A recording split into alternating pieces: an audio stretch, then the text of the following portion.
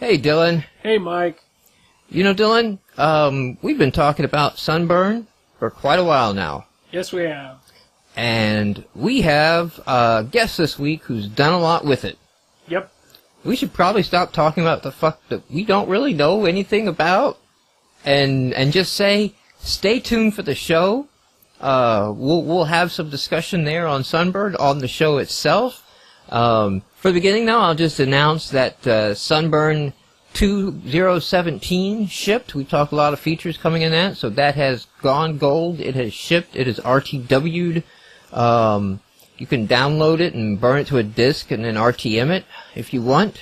That works. Seems like a lot of work. It does. But go check that out at synapsegaming.com and stay tuned to the show for more discussion on the Sunburn gaming engine. I'm sure a lot of people just watch the show for the Sunburn ad. I'm sure they do. I know they do. Damn it, Dylan, Sunburn may be listening to this. You wait till we start the show before you can... I'm making fun of people not watching the show.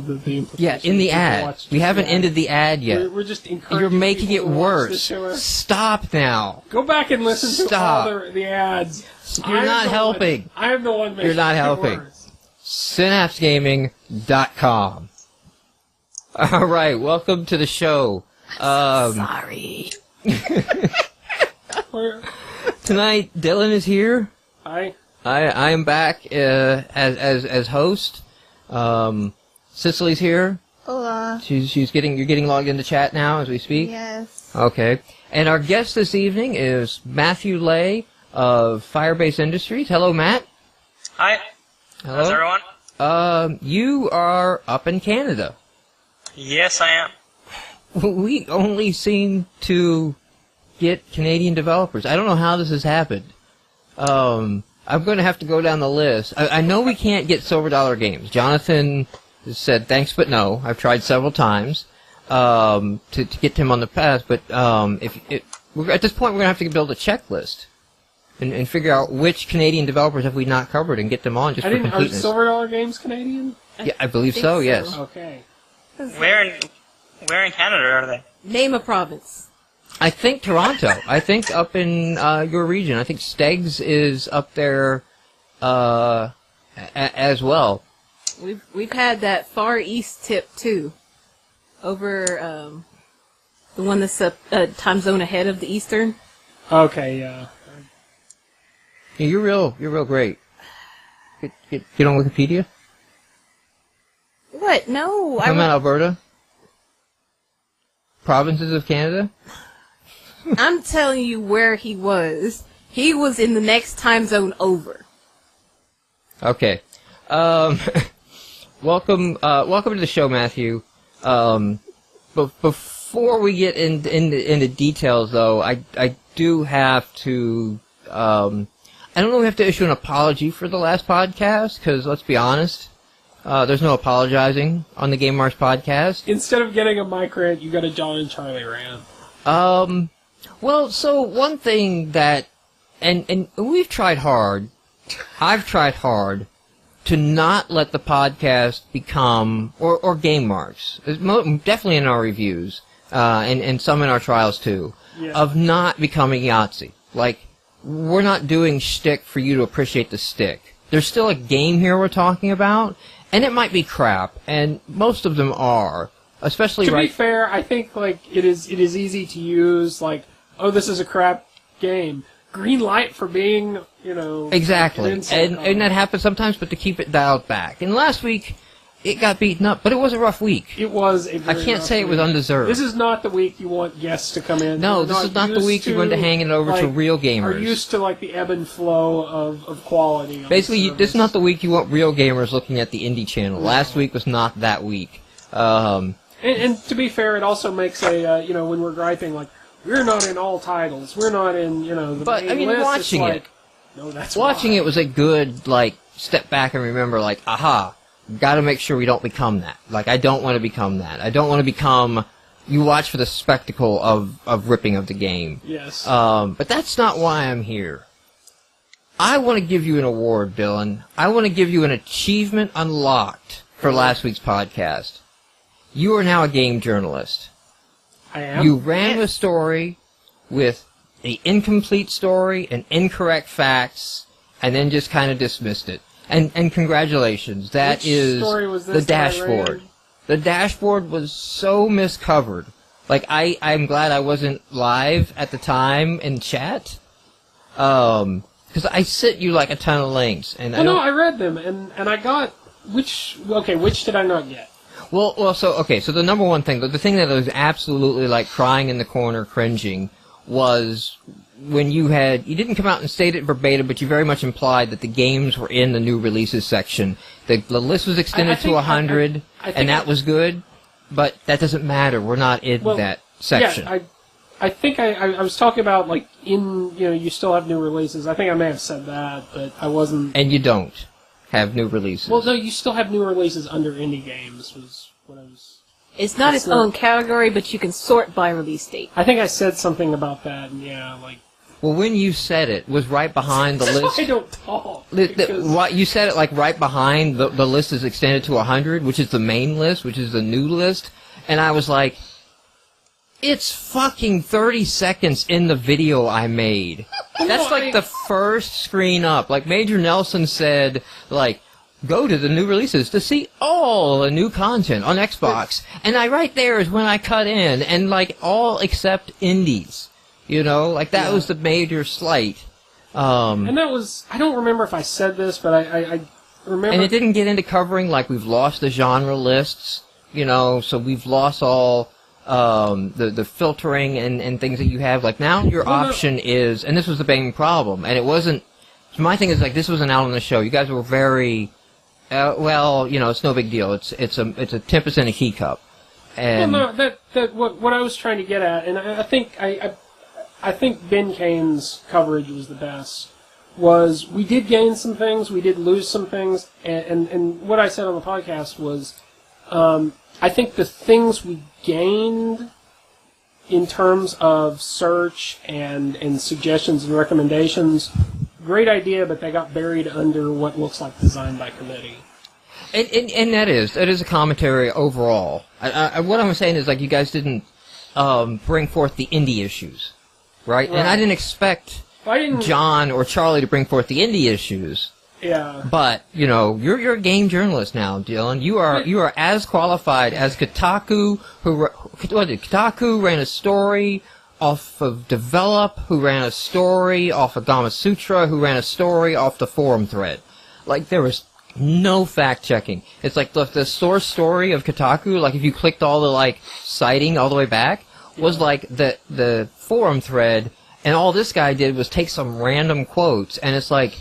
At least some of the other stories that I had linked in, like, they contacted premier developers on the service to get a comment, Like, hey, Robert Boyd, what's your take on this? Like, not just random guy in a forum. And I forget who said this. Somebody said in, I don't know, in chat or IRC, like, NeoGAF is not a news source. You can't cite that. And yes, the indies do gain some things, but... Everybody gains these, so they're not really just not being excluded from that. I'm not willing to give credit to, like, oh, well, you didn't fuck us over in search, like you fucked us over everywhere else. Well, I'm not... Like, that doesn't count. Like, everybody gets search. Well, I think part of the angle I take on it is it doesn't look like they're outright trying to kill indies. They're just... We are so far down on the list of stakeholders when they... I mean, literally, this is the type of... Well, and they have no one representing indies. Exactly. So, I mean, it's not an active kill it, it's active defunded. Yeah. And literally, it's not the type... like they're not getting money from us. It's the type of thing... Also pointed out in the video. Where you guys went off on the video about, like, oh, they're all crap, they don't make any money. It's like, we have a couple indie titles that have grossed more than $1 million in sales this year. Yeah. It's, well... Yeah, I'm not proud of those games either, but... they're still there. They made money. I did, because I kind of prepared to go on and talk about just, like, all the things... Because one of the issues I had was that we weren't... And I do understand, like, at that moment, like, Charlie's running around in diapers and, like, screaming and, like... you gotta, like, I appreciate that. Like, there were the moments of, like, trying just to maintain. Yes. And for the record, like, the extended invitation was, hey, Dylan, contact John and see if you guys are up for doing the podcast while I'm out this week. Well, last time John and Charlie did it. Charlie slipped in there last time, and now has become, like, He actually did make a couple of good points on the new releases. He was not as harsh on the new releases as not as John. was. John was pretty harsh on there. John gets an achievement unlocked for the worst, or the most hate and anger. I have never gotten a comment that just out and out said, fuck you. John got a comment to his video comments of just, John, fuck you. And then everybody else, and then, like, after that was, like, an argument to, like, never allow him back on the show. Which all I've done is, like, oh, well, we'll have John back on the show at some point. Well, once we go developer focus, shouldn't be as much of an issue. Yeah, I do think watching back through, especially the videos for Avatar Rumble, it's the type of thing that, this is probably something I'll do next year. Like, it got me thinking about how the gap between indie developers and players. And, you know, we've talked before that indie developers can't use indie as an excuse for being crap.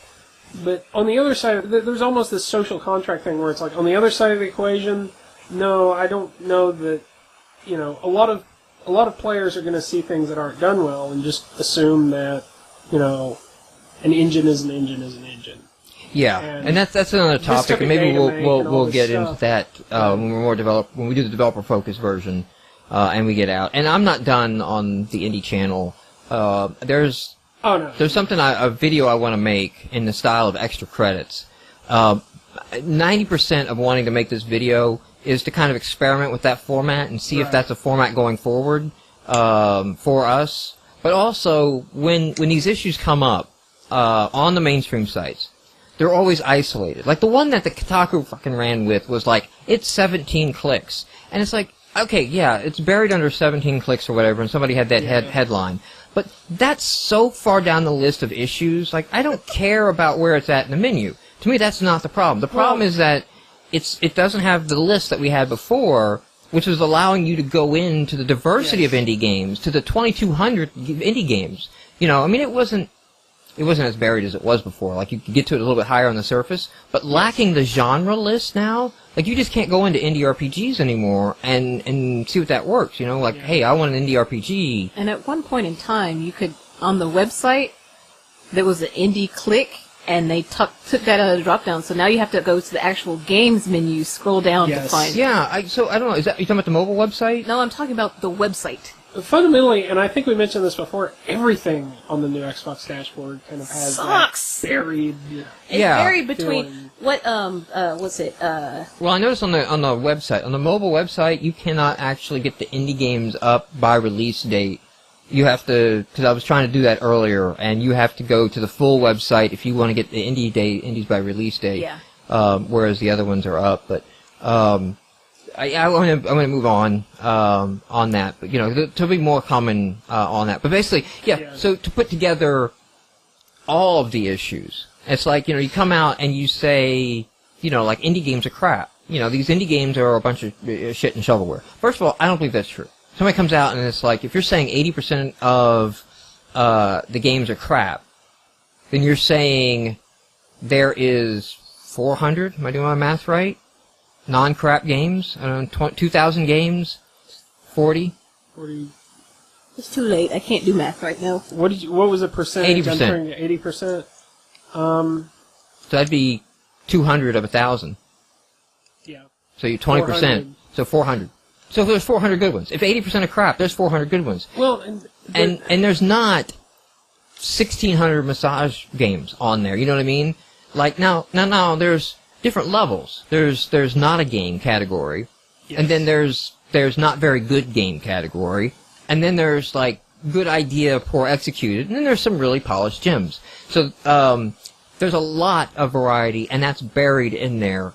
And the other, you know, complaint or looking at it like, oh, it's a bunch of crap, and that's why Microsoft doesn't do anything. It's like, no, all of our headlining developers that have done successful have left. Like, you can't stay on the platform. And it's like, if the platform wasn't so crappy, and these guys stayed, then you can raise the quality bar. And the crap can get pushed down, because the quality developers stay, and they continue to put out quality titles, and that pushes the crap further and further down, and makes the crap less and less profitable, and then at some point... goes away. Yeah, the crap, it's so buried, it's like in the iOS market. It's so buried at this point that it's not even a thought of that the iOS market has a lot of crap, which it does. Going to do some random searches, there's a lot of crap there. It's just so buried by the quality titles, because it's such a competitive environment, that, you know, it's not an issue. Nobody thinks of it that way. And if you hinder it so much that the good guys have to leave, or can leave, you know, I mean, like Robert Boyd with, you know, made more sales in 1 month of Steam than years on the service of Xbox Indies. And considering that's been true for Steam and iOS and Android and everything, it's like, it just doesn't look as attractive. Although and especially after John and Charlie's reaction last week, I started out thinking, yes, we should be on all content, you know. And then, after seeing some of the games, notwithstanding that yes, there could be more good games on the service, like you're saying, it almost seems like the problem is more complicated than just... What I'm saying is, if you call out 80% aren't worth looking at, 80% should be deleted, okay? Yes. You got 400 that should not. You've got as many indie games as Xbox Live Arcades. Right, no, I so, totally I agree mean, with that. that's the fault, first of all, of not filtering and giving the sorting and making rating not meaningless, you know, in the way they've done, and allowing rating exploits to happen as long as they have. But, no, it should be there. If I go to all new releases, there should be all new releases. And if you want to still segregate the list, then fine. I go to all new releases, and you've got the little scroll tiles or something. I definitely agree that should... the reason I can understand why they put that there, and I can understand why they make that decision, is because, you know, if you see a lot of the games we had last week, you know, clumped together there, you're gonna, you know, and you're not used to indie games. You're coming at it from a normal... It has been a request from the community since probably day 2 to be able to fail a game as not a game. Right. And Microsoft will not allow the community to do that. So even Microsoft's lazy ass, we do nothing but still take your money approach. Yes. There has been, the community has been willing to stand up and say, hey, we would like to put a barrier to, like, the crapware not on the service. And we've been told we can't do that. Well, it's not just the Nota games. There are some things that are technically games that are just so low. But what I think, it goes back to the idea that consoles are a different world from phones. You go into a phone marketplace, you fully expect to see crap there. I imagine, though, what the designers you at can't Microsoft tell me, though, are thinking. That Cthulhu, Breath of Death, the Radiant game series, you know, like, these don't deserve to be featured up there. They do, and this is not. I'm not necessarily saying that. You also can't tell me that fucking Dorito games are high quality. No, but again, so the assumption that there are quality. Now you're changing the argument. If you change it up to be the stakeholders, let me finish the argument. If you're saying that quality has to be kept out, well, the problem is that there's crap in arcade and games on demand too. It's not so much the presence or absence of the issue. I think is, yeah, the Doritos game is crap, but it's sponsored like you expect it. There are some games on the service that would get such a reaction that I think, probably in the mind of someone at Microsoft, they're imagining what happens if a gamer comes in and sees this. Then step the fuck up and do something for your service. And iOS, Apple does not just allow anything on the service, they review. Microsoft reviews on the phone. Microsoft is charging the same amount on the indie games as they do on the phone, so it's not even a cost consideration. But is Microsoft... if that's their concern, if their concern is that Moe Makuri might offend somebody, or their concern is that Cassie's latest text adventure, whatever junk is wrong for the service, then step up and filter the games and don't allow that. Okay, that is a completely other issue. That's a much bigger change than just a dashboard update. But my point is more that there is a solution to this. I don't know that it's necessarily mixing everything in from the get-go because, unless... But you do understand that by bastardizing and beating them down even further and hiding them even more, the only thing that can survive in the dark is cockroaches. I mean, that's what you're going to get. I agree with that. Yeah, and at that point you're changing so many variables that it's a and it's just it's a road of slamming down, and everything has lost features, and there's not any moments where indies really got like, wow, this update really enhanced our visibility. Most things have been tried to maintain something of what we had. Let's only go down to 90% of what we had. We're going to have to lose something every round. And so therefore, it's a self-fulfilling prophecy. You cannot blame the current state of the indie games on the developers. No, and they've chased out the good ones. And I'm not saying that Microsoft's decision here is fundamentally a good decision, but it's more that I think people are used to there being a mix of really good stuff and crap on the market, on phone marketplaces, but next to PS3 and Wii, you see some of the games like we had last week. Wait, next to the Wii? Have you looked at the Wii games? Okay, good point. I think Xbox Live indie games is better than Wii games. Exactly, it would become that, though. Yeah. That's the I issue. think that one we're doing a little bit better than.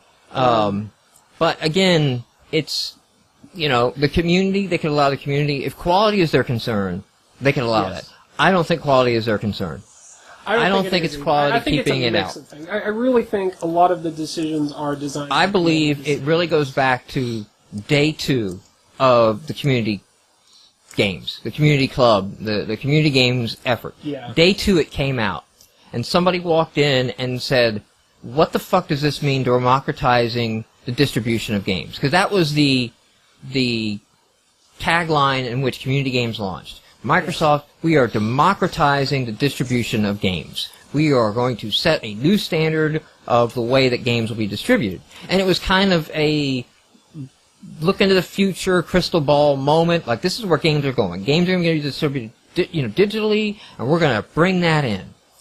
What you don't need in a digital world is a publisher. Yes. You have the developer, you have the distributor. Okay? You don't need a publisher. Steam has no need of publishers. You can be a publisher. You can have a publisher. If your game's big enough and you want commercial ads and print ads and everything like that, then you can go the publisher route.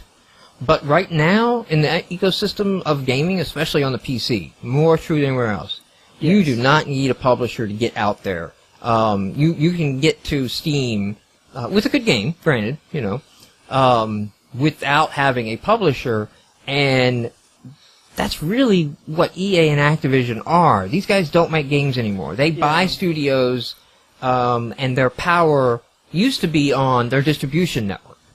You need a publisher to get in stores, to get in boxes, and in the digital world, you don't need that. Now, at some point, that's going to go away. At some point, the $60 price point for a game is going to become a lot less rare. It's not going to be every game is out at $60 anymore. It's going to be much more varied. The top titles that it's going to be your Modern Warfare, 6 or whatever, your top tier titles. Which Steam has also proven that you can have 99-cent games in the same marketplace, side by side, in the same list, with $60 games. They don't seem to be taking a hit. The thing is, I kind of wonder if Xbox Live Indie Games had launched after Steam had hit it big, after the phone marketplace, then, it would have kind of opened up. Well, I think Microsoft at this point has really dicked around too long, and they've tried to keep their publishers happy. We are probably within a year away from the Steam console. And you know what? That's not necessarily a bad thing. No, it's not a bad thing unless you're Microsoft. And it's a repeat of the PS2. It's a repeat of the past. The success of the prior console is so great that nobody wants to change what's working, even when what's working is no longer working. The inertia of the beast, you can't take over with that. But people are constantly talking, I've heard more than one podcast now, all they want, they've taken their PC, they've connected their PC HDMI up to their TV in the living room, they use their game controller, and through Steam, they're playing their games, and they're fine. And all they need from Steam is a UI that they can navigate with the controller. They need a 10-foot UI that you could see back from the couch so that you can select my games, like a pared-down, dumb version of Steam, or a simplified version of Steam. And it's like, then you have early adopters, they would dedicate a PC just to running Steam there. Before Steam and a Nyko controller. Yeah, before somebody even, like, makes an actual, like, this is the Steam console branded, like, no setup, you'd have a mad rush of there. And I've actually switched over. I'm buying games on the PC now. Bastion was kind of the moment, the watershed moment for me of, I don't think I care about achievements anymore. Steam achievements. And there are Steam achievements, and there's a Steam social and all that. I just haven't built up my friends network like I did on Live, there. But at this point, it's like I can hold my standard Xbox controller and play this game on my PC. And, Microsoft has kind of fucked itself a little bit, too, with making the console do everything. Because now in our house, the console is streaming movies and video more often than it's playing games right now. And that means, like, I can't take over the TV and play on the Xbox because the Xbox is using to stream Netflix. So I can go to my office and play on the computer. That's just another reason to buy it on Steam.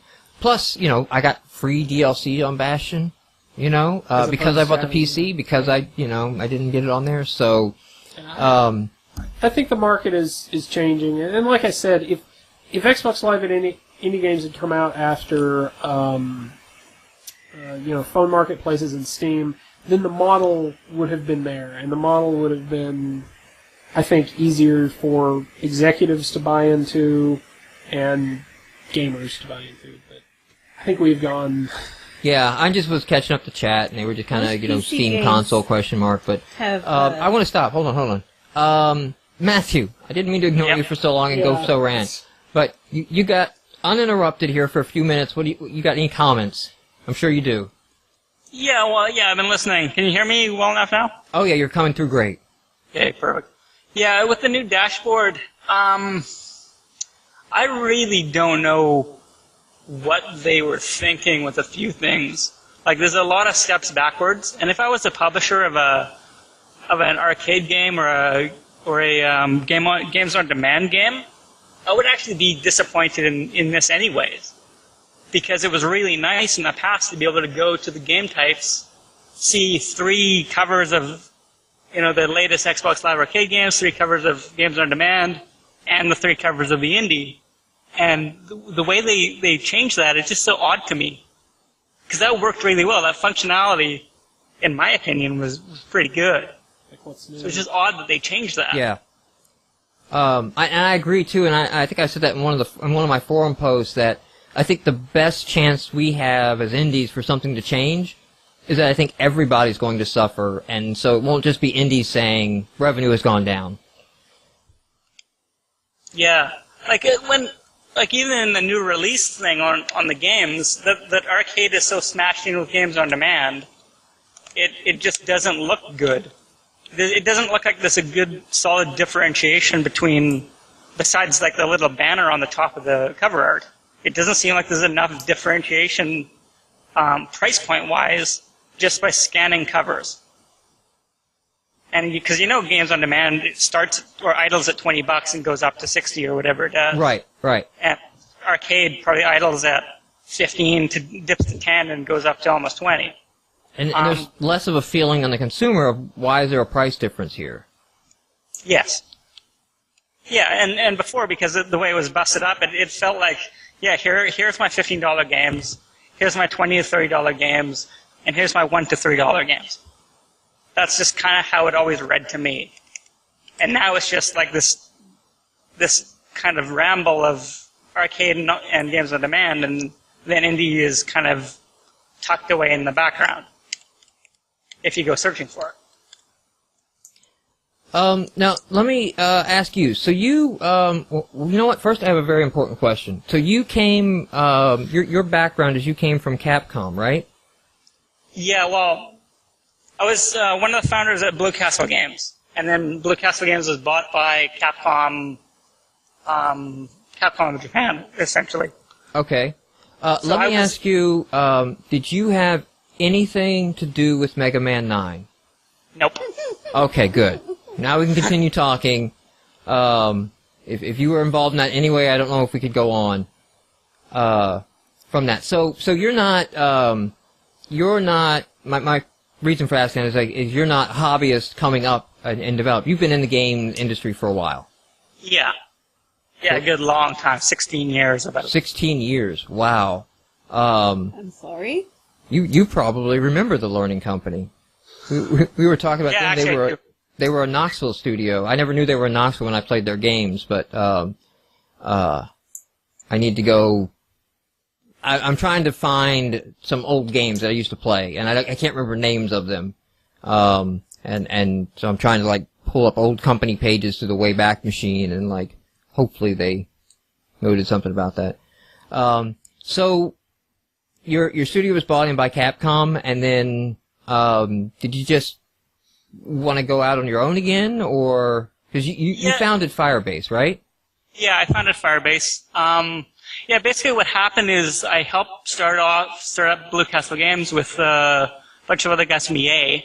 I was actually working at Rockstar Vancouver at the time, and my brother, who is Jason Leigh, who designed the Bigs and some of Dead Rising 2, and so on and so forth. He actually designed MVP Baseball at EA as well. They got a group of EA guys together, and myself, and one or two others, and the idea was to start Blue Castle Games and begin working on original IP for whoever, a full-on basement kind of startup.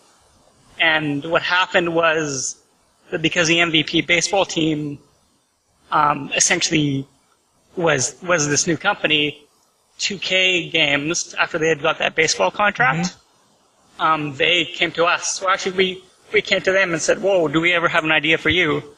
How do you like working on baseball games? So we were like, well, 1 + 1 = 2, let's do this. It's easy money, and we know how to make baseball. It's not a difficult idea. So we made the Bigs for them. Okay. All right. So now I think you said before the show you see yourself as a graphic artist. You're not the programmer? No, yeah, I do very, very little programming. I got a basic understanding of the way things kind of function, but I'm mostly an artist, or tech artist, concept artist, and designer. Okay. I've been making games before you were put into a role, so I've always throughout my career I've had to kind of do everything. Right. I mean, I don't know if you do enough coding to have an opinion on XNA, as coming from more of a professional background? I wouldn't say I would be the best person to ask about XNA and the framework and how well it is, or how well it works. No, I'm not asking how well it works or anything. I mean, there's plenty of games out there that use it that show it's quite capable. It's just because it's not native. It's a managed language, I guess. Right. It's kind of what your reaction to that was, if you've gotten that deep that mattered to you. No, the only thing that I think that affects me is things where it comes down to performance, frame rate performance, and so on and so forth. And garbage collection is probably the biggest bane of the whole C# XNA situation. But really, that's as basically as I can probably put it, or as advanced as I can put it. However you want to. Right. Do you think that because a lot of game programmers that I've talked to that have had professional experience and worked in the industry, they would prefer their C++. Like they don't want the garbage collector at all. Right. Now, my background being a business apps developer, basically using C# for the last 8 or so years. And before that was Python and other managed, language. Like business left C++ a long time ago. Right. Like, I don't want to frickin' dumb down to memory management, you know? Like, And unless you're doing like hardcore graphics. well, and you know, and in my experience too is like having our experience is we know how to nurse that garbage collector. It's not foreign to us.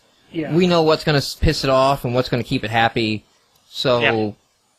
Well, not yeah. Eventually, as you get into XNA, you don't necessarily know that early on as a business developer. But well, I guess it's just understanding like some of the things you knew in theory matter in practice. You know, structs versus classes or something like that. But Well, the vast majority of tools at Blue Castle, I think, were actually written in C#, and the game code was all C++. I have heard that. I have heard that XNA has a lot of C# has a lot of use on the tools side. With that, so now using Sunburn, was that your decision, or did you have developers come to you, and how did that choice come about? Well, I was working on Dead Rising 2, which is a pretty big, complicated game with a lot of people on it, which had its ups and downs, but was mostly a pretty good experience. I've always wanted to do side projects and stuff on my own time and so on and so forth. And one day, I had heard about this whole community games initiative by Microsoft, and thought, hey, it sounds ideal. You get to make an Xbox game on a retail box on your own without having to get a publisher or having to get a dev kit or anything like that. So I just was poking around looking for rendering engines. Because as an artist, I just care, can I load a model into it and view it on my TV? That's really as basic as it got. And so I did some searches. I found a couple little model viewers for C#, and I tried them out and whatever. And I just stumbled on Synapse's on Sunburn. I think it was actually through the Critters Club website when they became a partner. Yeah. They first became a partner with the Critters Club, and I was like, hey, this looks really good. It had the shader support and lighting support and things like that. So all the sort of stuff that I was used to at Blue Castle. And so I thought, well, screw it, I'm just going to pay for it. I'm just going to buy it outright and just see if it works. And if it doesn't, well, that's $300 goodbye. But it's not the world's worst thing if it gets me going in the direction I want to be going. So it was really a choice between Sunburn and Torque and Torque X or whatever it was, or XNA 3 version that I don't know if they ever actually finished. Yeah, and I don't know. That kind of fell off the radar. I downloaded it and it crashed within 2 minutes, and I was like, forget this. I don't want to. I think I had loaded it up, and it was much more invasive of your game. You may not have cared as a designer. I know as a programmer, I like Sunburn because I choose when to call into Sunburn. And I say, okay, I'm going to call you to handle this, but I'm still in my game code. Yeah, and the tools come up as part of the game. Yeah, and the tools run in the interface. It's very nice. I don't know that I ever started TorqueX, but I remember seeing screenshots of, hey, and put it up in Visual Studio. I'm like, so coming from the professional world, I mean, obviously you got a lot of performance and polish out of Sunburn with Orbitron. How did you feel about Sunburn? And don't feel like you have to say anything nice just because they've sponsored us. Actually, it's been really nothing but a good experience overall. When I first downloaded it, I'm pretty curious, so I just go through the file folders and see if there's anything I can edit, just to see if I can edit it and run it again and see what's going on. So I just took the scene file, the basic scene file they have with the windmill, I just replaced it with my own artwork, I think it was a box, and it just worked.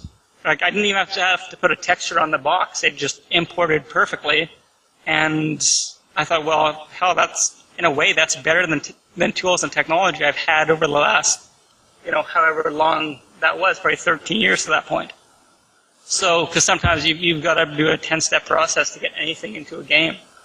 So going forward through your game development, when you brought in programmers, were you guys? How was the build process for the game? Was it kind of single, or were you working in parallel where, like, well, I can get in and change graphic assets while he's rewriting code lines, and we're able to do that? Well, the way development kind of worked on Orbitron was I first of all was thinking, what kind of game can I make myself without, like, in a short amount of time? Because I wasn't going to go in there and try and make Skyrim myself, because that's lunacy, right? So I thought, what is the easiest sort of game to make? And the easiest thing really is a space-based game, because all you need really is a skybox, and then you throw a spaceship in, and it looks like space, and it looks like a spaceship in space. So, what I did then is I just built all the artwork before anyone ever coded it, because I thought, well, no one's going to be interested in working on this unless they can see what it is that they're going to be building and have faith that it's going to look really, really good when it's done. That's interesting, because, as a developer, with the project I'm working on, I'm focused on, like, all right, let me get the game engine up and running and the weapons working and the systems up and running and down, so I can show that to the designers so that they can see, like, no, he can finish this game and make it work, and all I have to do is give him the art assets and it'll look nice. Same concept, just start. Yeah, just the other way around, of, like, I'm going to do my strength, and then that way others will come to the team and see, like, oh, he can do that part. Yeah. Well, yeah, if you're going from a programmer side of it, building forward like that, that makes perfect sense for you. You'd want to start on something you're strong with, and then with the confidence that somebody else will be able to take it and do what they have to do with it.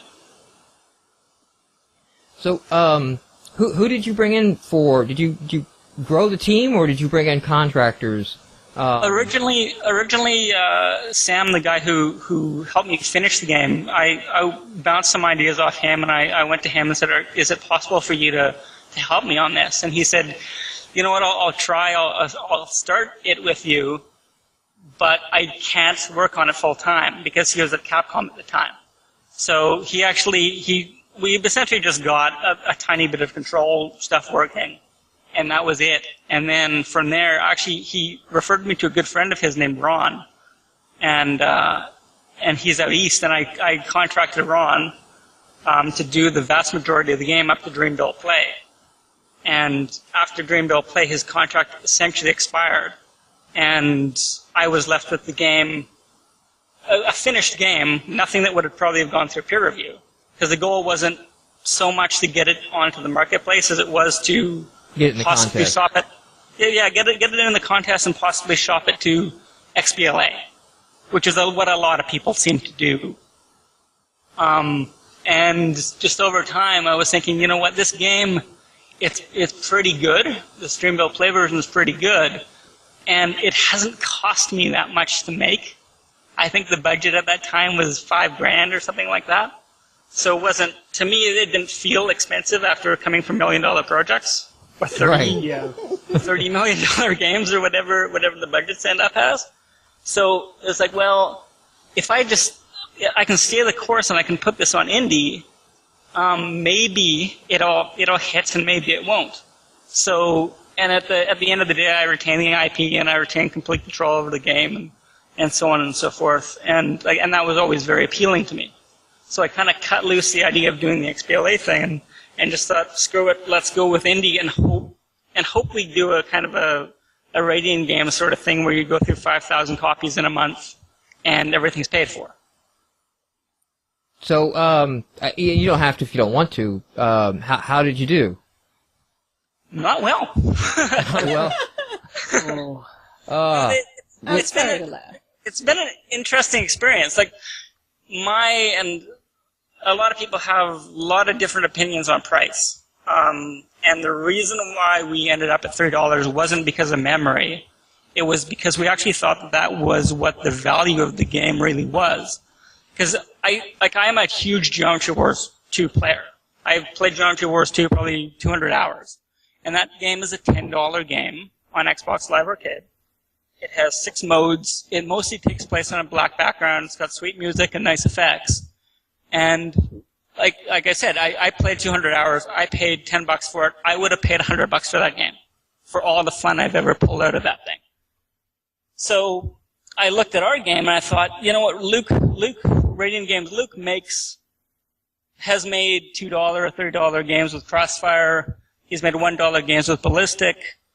You know, we're doing 3D graphics. We're doing just as many game modes as he is. We've got, I don't know, just a more visual, put-together package, more professional-looking package. I think the market's going to pay $3 for this as opposed to $1. And that was probably a mistake. Yeah, Expecting that people would see that. I queued up. I don't know if this is rewarding behavior I don't want to encourage. Carrie's been sending me like links and tweets and direct messages for like the whole pricing conversation.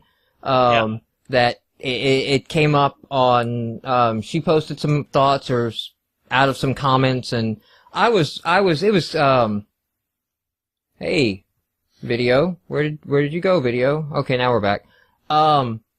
It was all going on here during my Captain Dubstep week and my shutdown. I'm going to do some code, and then I got really into a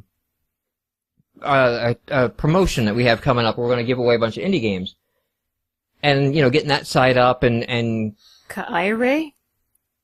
What's that? Kaire.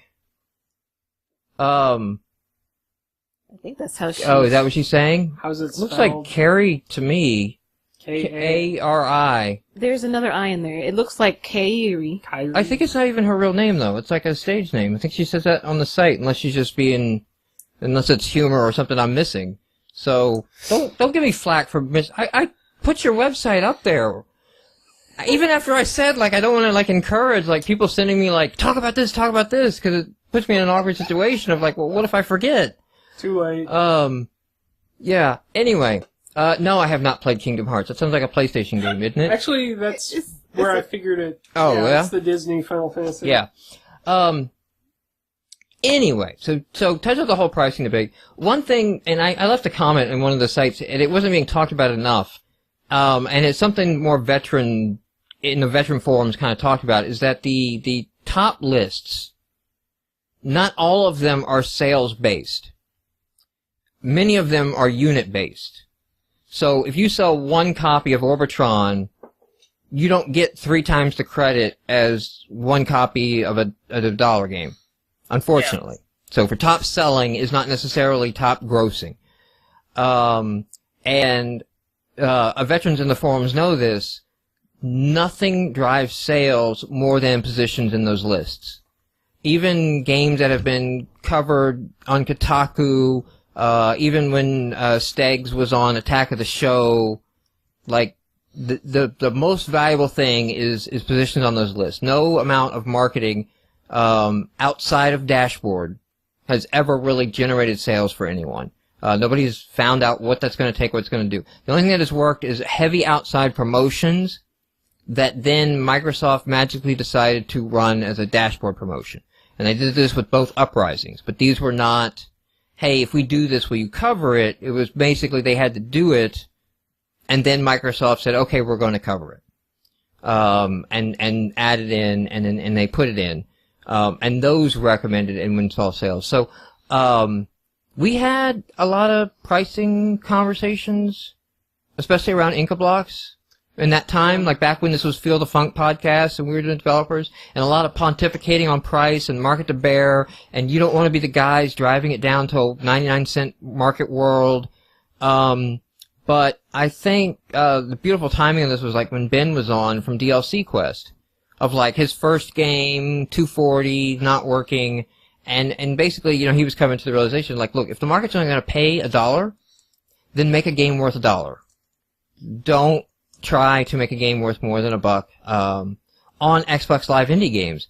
I believe it has more to do with the lists than any psychology. I think the psychology stuff plays a part. I definitely think points are a detriment. I think why is this 3 times more than this other game? Yeah, well, I mean, People will It pay more for registers- different But genres. Just because there's so many. When I go get my latte on Wednesday nights, like, I pay more than $3 for my latte. You know? By the way, a latte with pumpkin spice is fucking awesome. Like, I thought, like, mocha was gonna be the top of the lattes. Pumpkin spice. You've got to try that shit. That, yeah. There's no pumpkin in that pumpkin spice, right? No, I don't think there is. Like the Something pumpkin else. pie spice. It's a the- spice that you'd spices mix in that the go I don't in. like pumpkin. I don't like pumpkin pie. But the pumpkin pie spice in a latte, He doesn't like sweet potatoes. Yeah. Doesn't like But, sweet potatoes. I think I think- it's probably a psychological thing that There's- 80 points times 3. Well, I'm sure that if Orbitron or a number of Xbox... go Live ahead and Indie- move a little closer. You're getting quiet again. Sorry. I would imagine that you take a really good Xbox Live indie game, I'm going to say Orbitron because it's really good, and you put it on Xbox Live Arcade, you put a $5 to $10 price point on that, probably five is a good price for that game. It would sell way more copies than it ever will on indie. And I have a pretty good feeling that people go into the arcade section of the marketplace knowing full well what they're going to pay before they even click on the dashboard to go there. They know that there's a price barrier to entry that they're willing to pay. Doesn't matter what's on there. Like Orbitron is not that far off from Radiant Silvergun or Ikaruga or Zeet 2 or whatever, or Zeet Squared or whatever you want to call it. Yet those games, I think, was it Radiant Silvergun's $15? Yeah. Some of those games they're up there, and you know, indie games used to be able to do $5, $8, and $10. Yeah. Those were your price points, and it was fine. Some of the community said, "Hey, we want lower than $5 price points." The other problem with the consumer was when we were 5, 8, and 10. Then it became very painful that we don't have achievements. Yeah. And you can pay $10 on an arcade game and get achievements. And, you know, God bless Microsoft, they have trained people to play games for achievements. You know, they've made that a thing.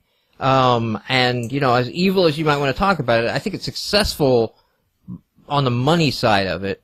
Yeah. I think indie games suffers that. It's like, oh, well, I don't even get achievements for $3. Well, it I'm wasn't gonna pull a spoiler here. But we're working on an update for Orbitron that's going to go into peer review in, God, I hope less than a week. And it's going to have its own faux achievement set. And as it's easy to play the video game forum card of fuck achievements, and it's just a funny little graphic that appears that with the sound effects, and who cares about them? But when you've actually put them in and you're trying to attain them in your own game, it actually adds so much more depth, especially to a very simple shoot-'em-up game like ours. Yeah, You're actually playing the game in a different way than you would ordinarily. Exactly. The achievements can encourage a game to all of a sudden have a lot more depth in it, because you're trying to unlock these achievements that require you to do things that you wouldn't try otherwise. And it gives you something to talk about. There's a social component. I mean, I think overall they're really good. I think if Microsoft was to say, okay, if your indie game is $1, you can have 20 points of achievements. If it's $3, you can have 80 points of achievements. And if it's $5, then you can give away 160 points of achievements, or something like that.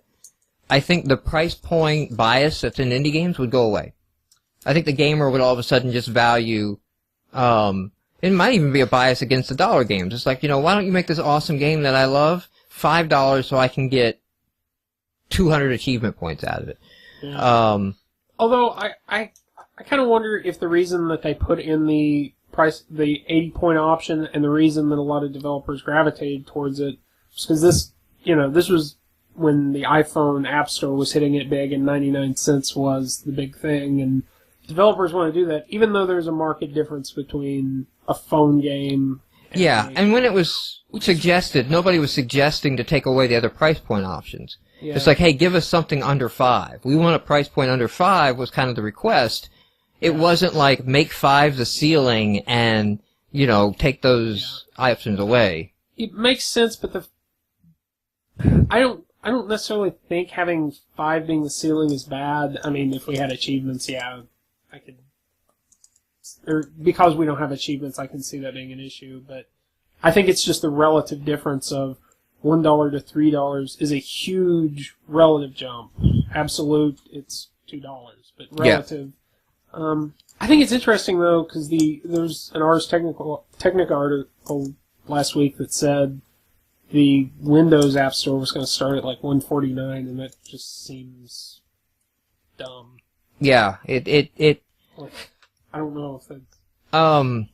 Yeah, and like I said, the psychology of it plays a part, but I think the fact that Orbitron has to sell, revenue-wise, 3 times as much to maintain the same spot in the best-selling list on the dashboard is what needs to be fixed. Well, you're basically, when you're pricing, if that is an issue, then when you're pricing, you're kind of balancing the psychology against just the sheer mechanics of Well, because if you're not on the list, they don't find you. Yeah. Right, you become buried, and then it doesn't matter what your pricing was. So you're shot, and Ben hit this. Ben hit this really well.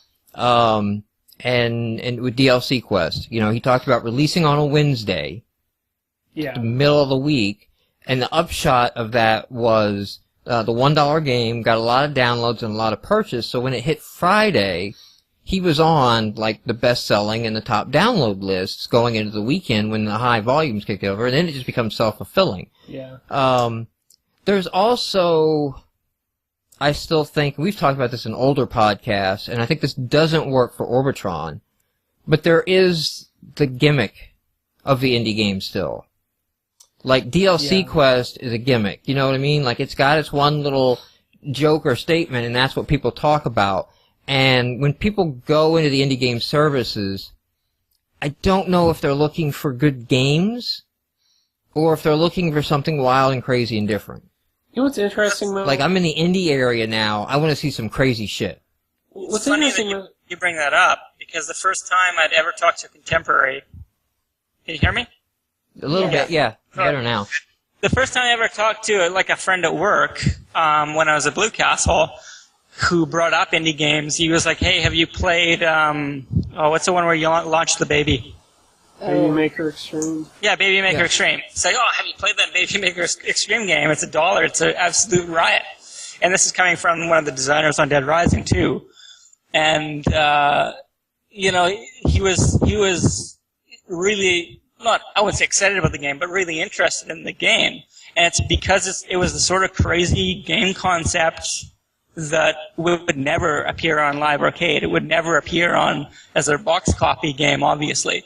And he was just blown away that there was this goofy, almost flash game kind of thing that he could buy and play on his Xbox with friends in a room, all laughing and doing whatever. And it's $1 for maybe an hour of fun, and then put it away and never play it again. But I think that when that game took off, a lot of people kind of latched on to the whole, how wild and crazy can my game idea be? And here we are with a ton of silver dollar games and, I don't know, what's some good examples of crazy game concepts that... Well, one of the first, put indies on the map, really got a lot of awareness in the indie game marketplace was I Made a Game with Zombies in It by James Silva, who did it as a lark, 2-week break on his project. Sometimes you just need a mental break. He cranks out a dual stick shooter. He throws it out there. But it was the developer sang the music story. It's like, you have to play this game because the developer sang the music. We had him on the show way back, and, of course, he did not pre-plan, like, you want to hear the whole song, you'll have to buy the game because the song is 13 minutes, the trial is 8 minutes, so... I got you. He's like, not that evil or well planned in advance. But it sells a lot. But some of the other games that have done really well, it's a gimmick, I think, and it's something you can't get elsewhere. One of those two.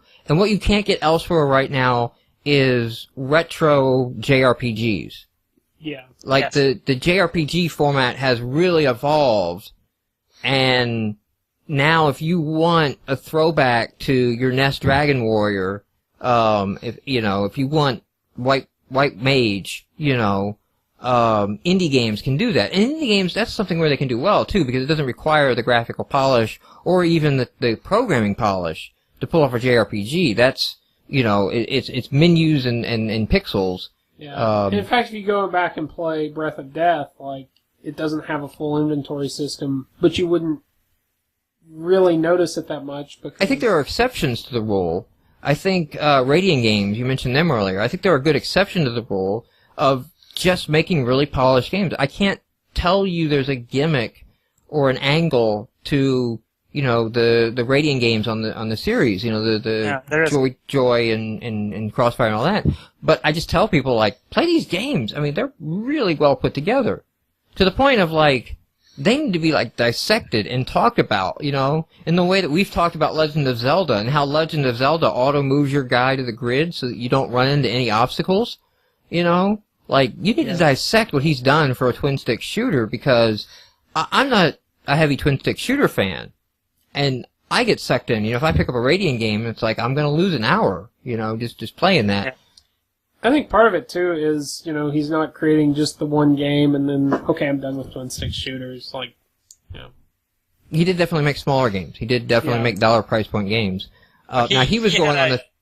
Go ahead. He had a great factory kind of setup with those. He essentially built that one engine and then leveraged it for, 4 other dual-stick games, more or less, with a very similar art style but like color-wise and thematically different. He did a damn good job of knocking out a game about almost one a month. And that every time they would come out, I would just buy them sight unseen. Because I'm into that sort of game. I was a big fan of his, and he was part of the inspiration for me doing what I did.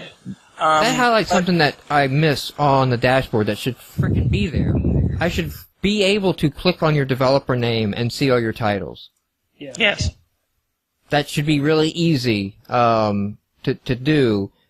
Luke talked about that. Luke of Radiant Games talked about that of like naming all his games, Radiant Games, and then the game was to help you find them all. But then it made it kind of awkward talking to everybody to review the game of like, so this is a series. It was like, well, no, they're standalone games. I just named that because you have to find them, and so they would all appear. Yeah, there were a couple of games like that. I remember the Arcado series, like Arcado series, connections.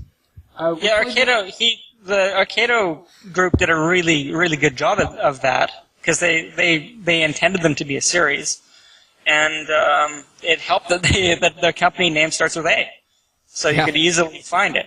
But Radiant Games, I think he might have latched onto that same idea, but unfortunately his name's too long for a company, and it's in the middle of the alphabet, or near the end. So. Yeah. Let's see, speaking of them, I mean, they've done quite well. So they've done Fruit Ninja, right? No, That's arcade? That was Half Brick. Half Brick. And they were another game company that put like Half Brick Echo. Half Brick. That's why I thought of them. Yeah. Because I remember having that discussion of like, so the name of the game is Half Brick, and we ended up Half Brick Heroes, Half Brick Echoes, Half Brick. Right. They did that as well. Yeah. So they were Fruit Ninja. And it's funny that they kind of like run around and then go to another platform and then can come back and get the Xbox Live arcade contract. So, but I mean, for how it went with Shuggy Games, I don't know that that's necessarily a bad thing if you don't land an XBLA contract. Because Shuggy came out with like no fanfare marketing or anything. Their publisher didn't do anything, and it just kind of like appeared on the service one day. So I think he's under contract not to be able to talk numbers, but his posts have implied. I wish I just would have released the damn thing under Indie Games and been done with it and moved on. Shuggy Cat is the game I'm talking about, which is a arcade title. They won a Dream Build Play. Yeah, I remember. Which, by the way, so since Dream Build Play has ended, is Blocks That Matter going to be an arcade title, or are they not even interested in pursuing it? I don't think it would make sense for them. No. Like, why would anyone elevate that to an Xbox Live arcade game, probably at a higher price point, when it's already available? Well, not only is it already available, but it's already out on like Steam and all over the place. Like, it's really an awful. In fact, so I was reading. So I'm just going to start segging into news here, but I was reading that Oh, where's the news article? Here we go. I'm going to give Armless Octopus the credit because that's where I read the story. That the Windows Phone will be part of Dreambuild Play next year. So that prompted me to go to well, have they said whether Dreambuild Play and just kind of run down the rules, okay? Because where I'm at with Captain Dubstep, that looks like a good target date for me to try to get in that. And the real advantage of that is to be on the contest finalist list, which I think is still there for the indie games, but it's a little weird to get to right now. It's there. Yeah, it is there, but it's not. You have to go in through that big call-out ad, which they haven't removed, and I think Nick Gravelin in the forum said that's not getting removed. Okay, that is actually pretty that cool. should be there. I don't know how discoverable that is, and how people will realize like that's kind of what you do to go get to the contest it's finalist. Kind of the thing like you're moving around the page and you're like, oh, what's that? That used to be the reason for Dreambuild Play was getting the contest finalist list, because then you're on a list for a year, 6 months to a year, depending on if they do contests and how they roll that list off.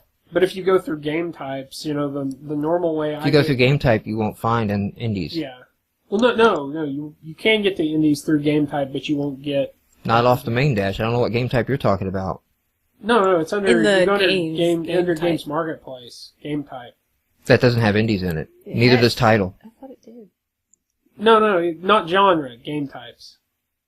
Oh, right. Sorry. Yeah, it is a horrible name for right. That Yes, reason. you're right. It's a horrible name. Just call it the what the hell is the woman with karate kick doing tile?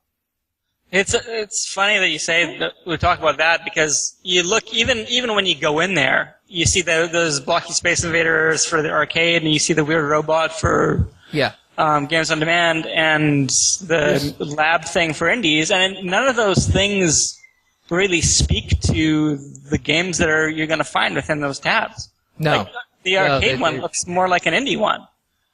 To me. And every indie game, if you go to scroll to the left, you're like, oh, and here's some real games that you could buy. No, to be fair, I think that's personalized. Mine was heavily indie influenced. Yeah. My daughters, who have live accounts, but have never purchased anything on their live accounts, theirs were a lot more arcade, but I still saw indies popping up. But when I logged in with my daughter's account, like the frickin' screen went pink with Barbie game type stuff. So I was like, okay, this is personalized. And I just don't mean like the screen went pink like for recommendations.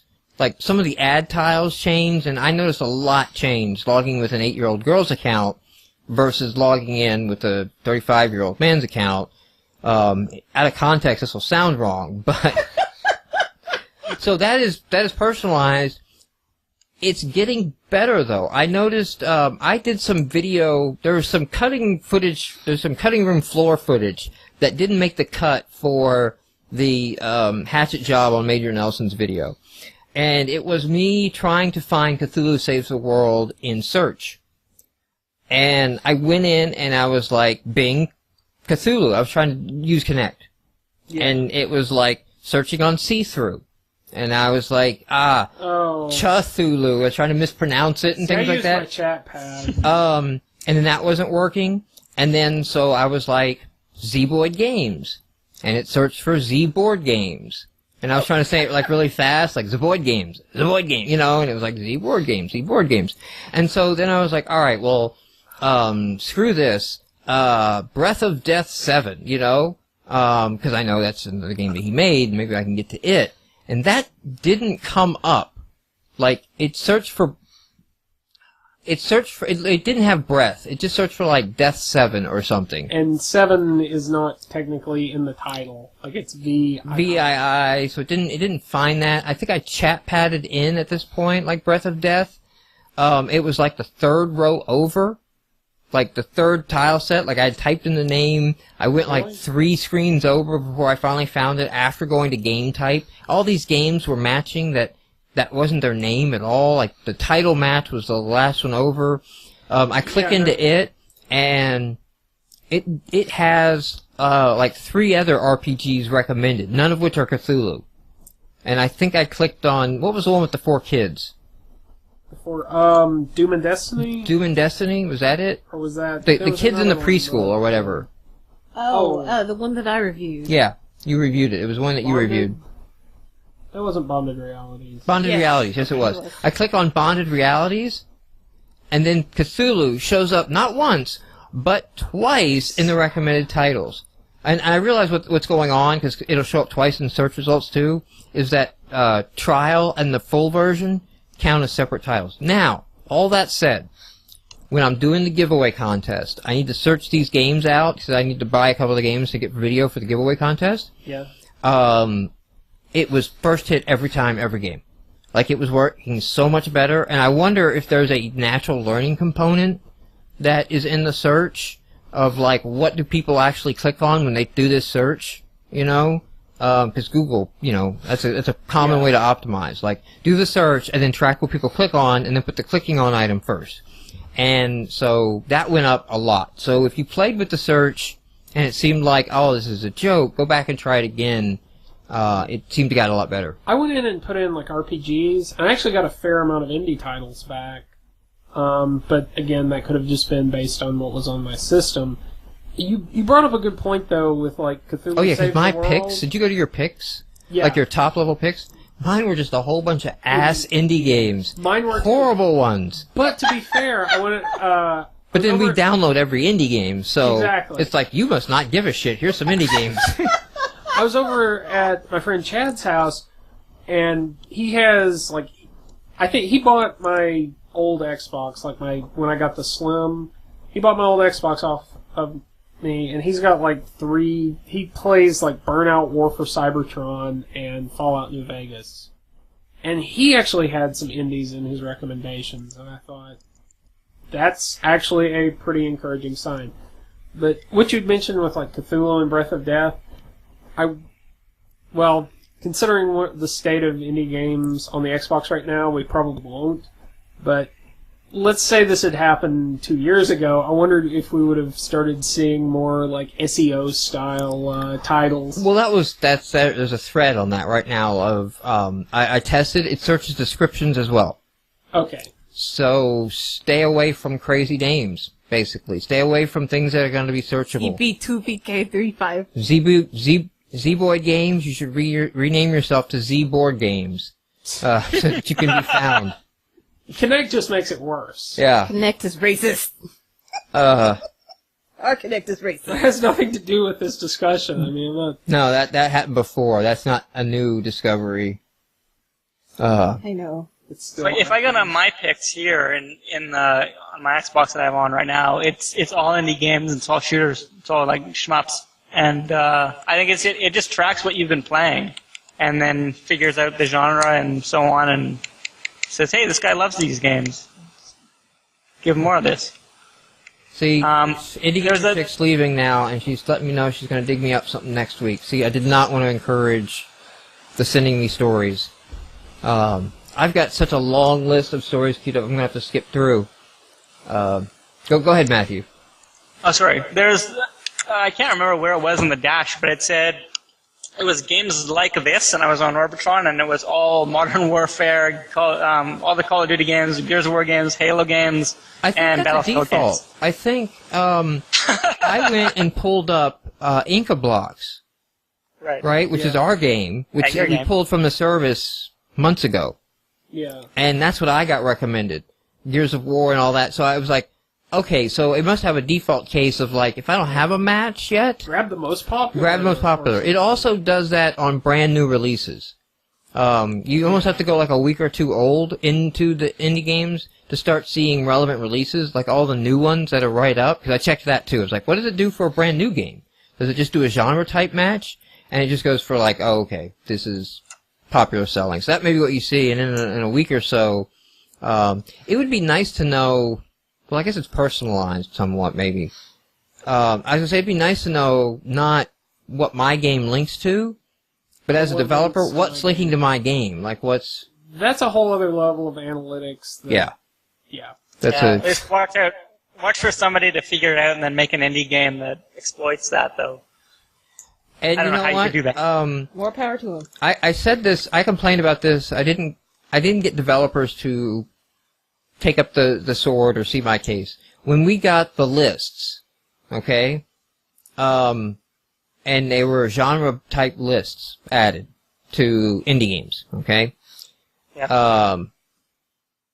I said, action and adventure is the first. And there's going to be a lot game, the fact that the first genre that comes up is action and adventure. Because it was generic. It's the first genre list once you scroll past the top selling, right? So it's going to have more traffic than the laters in the list. And it was more of that online internet geek lawyering of like, everything is action and adventure. Everything could be called that. Puzzle games could be called that. Like, no, there's a fucking genre called puzzle games. Well, that's what puzzle games are called. But what I was pointing out is the action and adventure list is meaningless right now because we were seeing a lot of games that very clearly were a different type of game. You were very obviously a dual-stick shooter.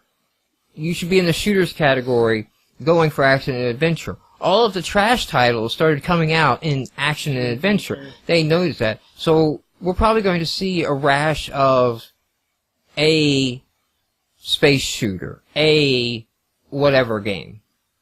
If a something tale, like I said, it really depends on the state of indie games, and I know like this is a bad time right before Christmas, but after last week, I'm like, that would happen if there were people who, you know. Well, no, I think the ones we have left are the ones that are most likely to do this. I think the ones who like have a dream and it's like, no, my game is going to be called what my game is going to be called, and I don't care if it doesn't show up in Bing, you know. So what you're saying is perhaps a company that has released a large number of games already and just hasn't... Speaking of the company, I'm going to piss off our one iTunes comment fan, okay. and do some Microsoft CEOing, armchair CEO. But I want to run down some personnel changes. Isn't that a wonderful picture? The Windows Phone guy is out. Really? What's he doing? Nobody knows. He no longer is in charge of the Windows Phone team. He's been put to a special team that nobody will say what he's on, and he has no direct reports. It's either good or bad. That's probably bad, because... Like, they're going to can you. Yeah, but it's probably like, we can't fire you and admit that the Windows Phone is a screw-up, so we're going to give you this nice check until you find another job somewhere else, and just disappear in 3 or 4 months. Or he could be, like, there was some hint about, like, some time-sensitive Windows 8 thing, and that's been speculated 2 ways. One is Windows 8 on the phone, and he's going to head up some group to task force and get it on the phone quickly. The time-sensitive part is that they're going to just acquire the mobile division of Nokia, and just, like, bring all that in, and he's going to handle that merger or something. Those sound far-fetched. That he's out, that sounds a lot more realistic. Moving down the totem pole, the Xbox design head is out. He was not responsible for this latest design, but he's pretty much, up until that latest design, the one who's responsible for the latest design is taking over the department. So that person is moving up. Emma something, I think is their name. So as much as you love that design, that one's moving up. He's moving out. Microsoft won't comment. Their comment was, we don't comment on personnel issues. That doesn't sound good either. No. It's like, no, he's going to be put on these special projects. He didn't even get that one. So he's down the lower list of, we have no comment on you. So that's just interesting. At this point, like after they lost, what's his name? Shoot. Courier guy. Jay Allard? Ray Ozzie. Jay Allard and Ray Ozzie. Yes, thank you. Jay Allard and Ray Ozzie. Like after you lost those guys, the visionaries have left, right? So the guys that made this happen aren't there anymore. Actually, wasn't Ray Ozzie the guy who was doing all the web infrastructure, like SkyDrive and improving Hotmail and Cloud Word and so on? I'm not sure who that is. That's not Scott Guthrie, is it? He's still there. No, I don't think that stuff is under... I think that stuff was under Live, not... Yeah. I don't know. But yeah, so some of the key guys, Ray Ozzie and JR left, so, I don't know. The article gives him credit for standardizing, for saying with the first Xbox, it was kind of loosey-goosey, like kind of, do whatever you want type thing. And then a lot of standards down to marketing, packaging, consistencies, and the way everything was done, is really kind of his thing, and some fruits of the success there. But I guess maybe he gave us the blades, so, but then moving down the totem pole, Sean Hargreaves, has moved to the Windows Phone team, and has left the XNA team. And this one hurts the most of all. This is the one where I've read so many posts on Sean's blog about details. I mean, it's clear how passionate he was about the frame, or is. It's not like he passed away. It's not a eulogy. Well, it's not that he passed away. It's more that he left it.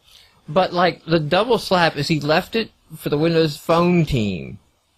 I would much rather he left it for like the Windows 8 team. Hey, Phone still runs Silverlight and XNA though. Oh man, and it's like, is he a sadomasochist? Is there a part of his personality I don't know about, and he just needs to be on the ropes team? Because like if I heard like Sean has gone to the Windows 8 team, all of a sudden this whole like DirectX 11 and that kind of thing, I'm like, you know what? I feel a little bit better about all that now. I feel good about this. I can feel good about him going there. Well, assuming that. So add this to the stories we had earlier of the MVPs were told there's no content at the MVP Summit for the XNA and DirectX MVPs. Yeah. So you can come if you want. We just have nothing to tell you. And it's like, are there going to be MVPs in the future? Is the product wrapping up now at this point? Assuming that Windows 8 Phone is a long ways off, and that's speculated anyway, is this like XNA gets folded into Phone and... Well, I mean, the speculation of the Phone and the Phone 8 would be no XNA then. It'd be WinRT as a runtime. Yeah, I'm just speculating. Does this mean that they're folding, XNA is no longer this general tool? Because, well, we've talked about what happens if we lose one platform at this point. Yeah. Given what the platforms are. It's a shaky moment now. Well, they're probably always going to have some kind of a developer app store infrastructure put in place. We just don't know what it is that they're going to do, because it's pretty obvious that everything's moving to microtransaction, small dollar apps for desktops, laptops, tablets, phones, TVs, what have you.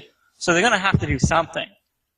And whether that's XNA or not, it's up to them. They're just not talking yet.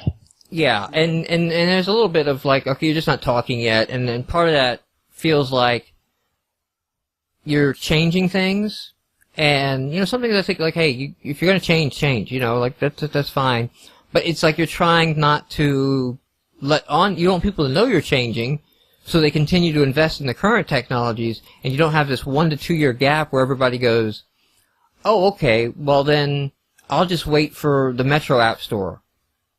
And forget I don't think they care about the indie games, but the Windows Phone.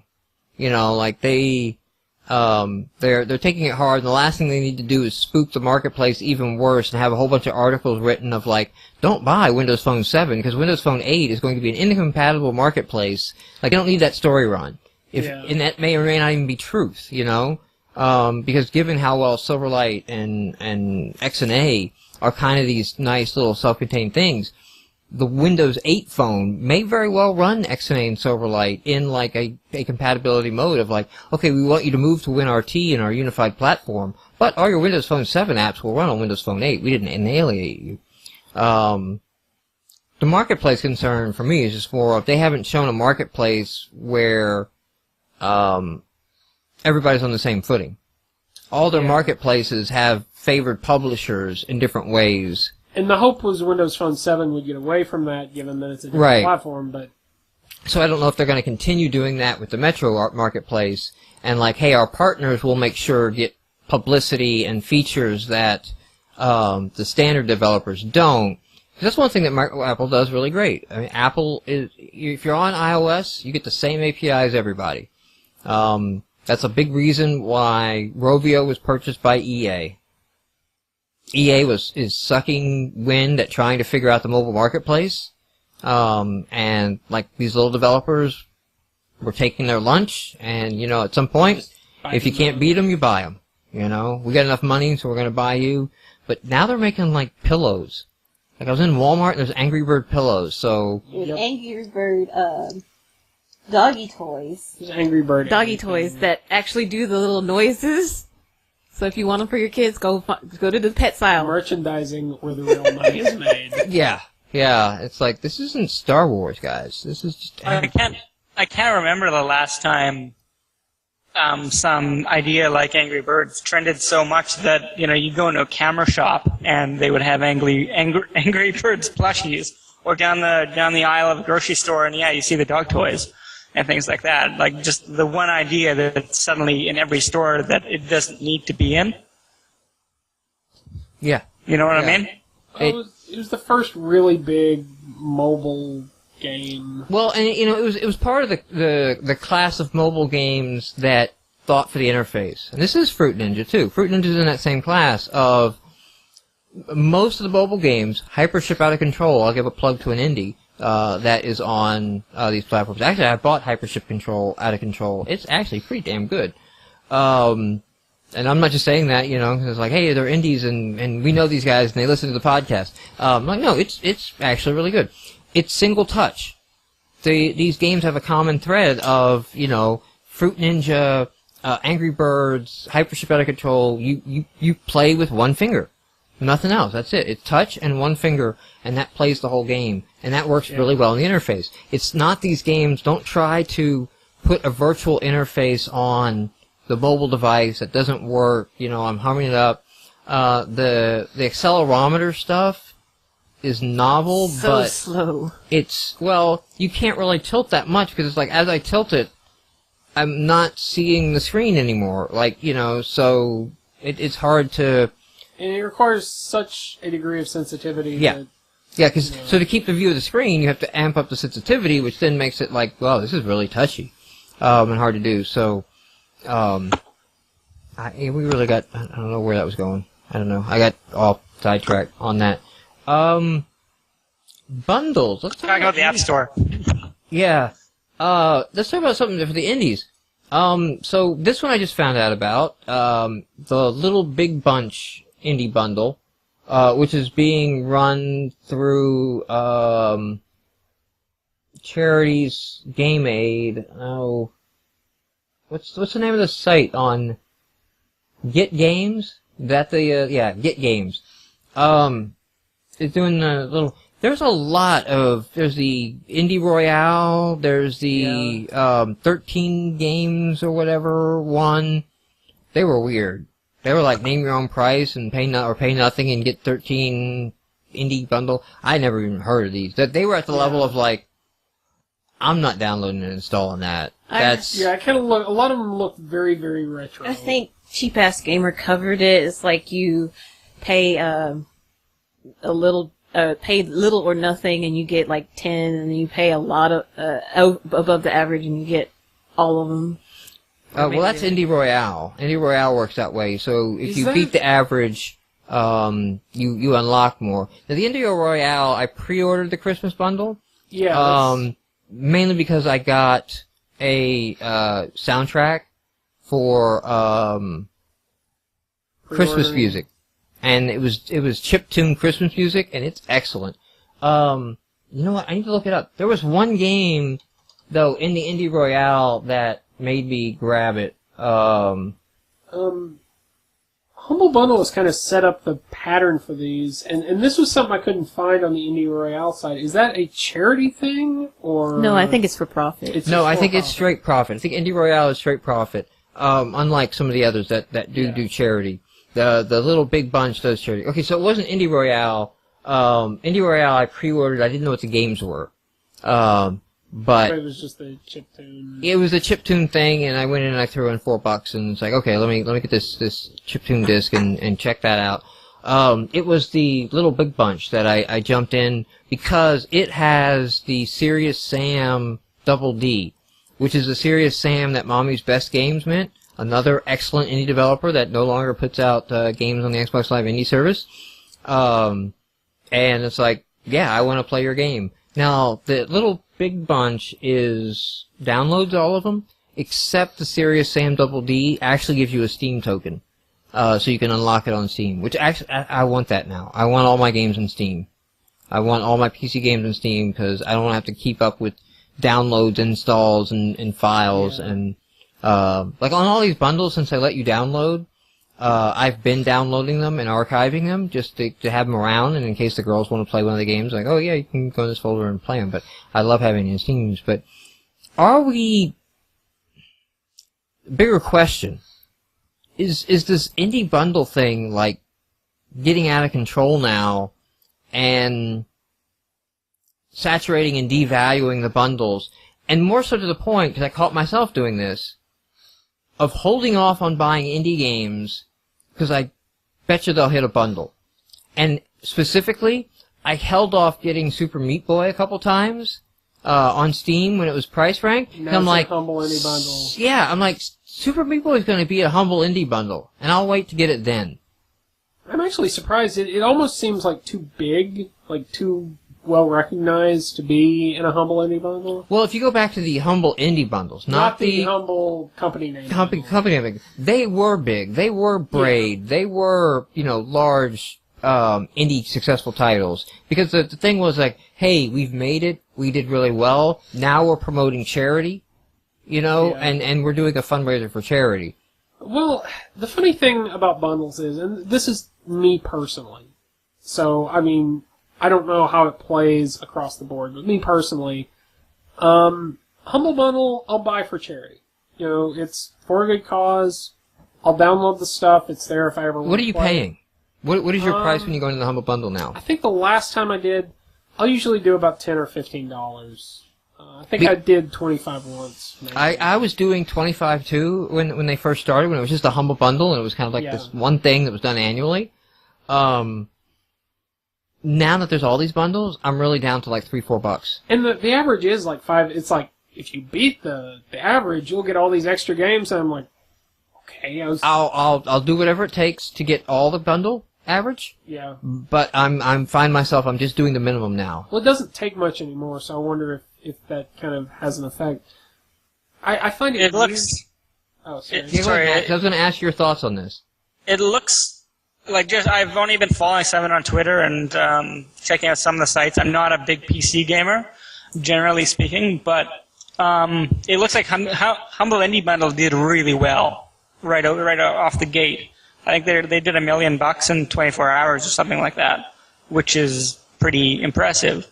And I think Indie Royale had just hit 100,000.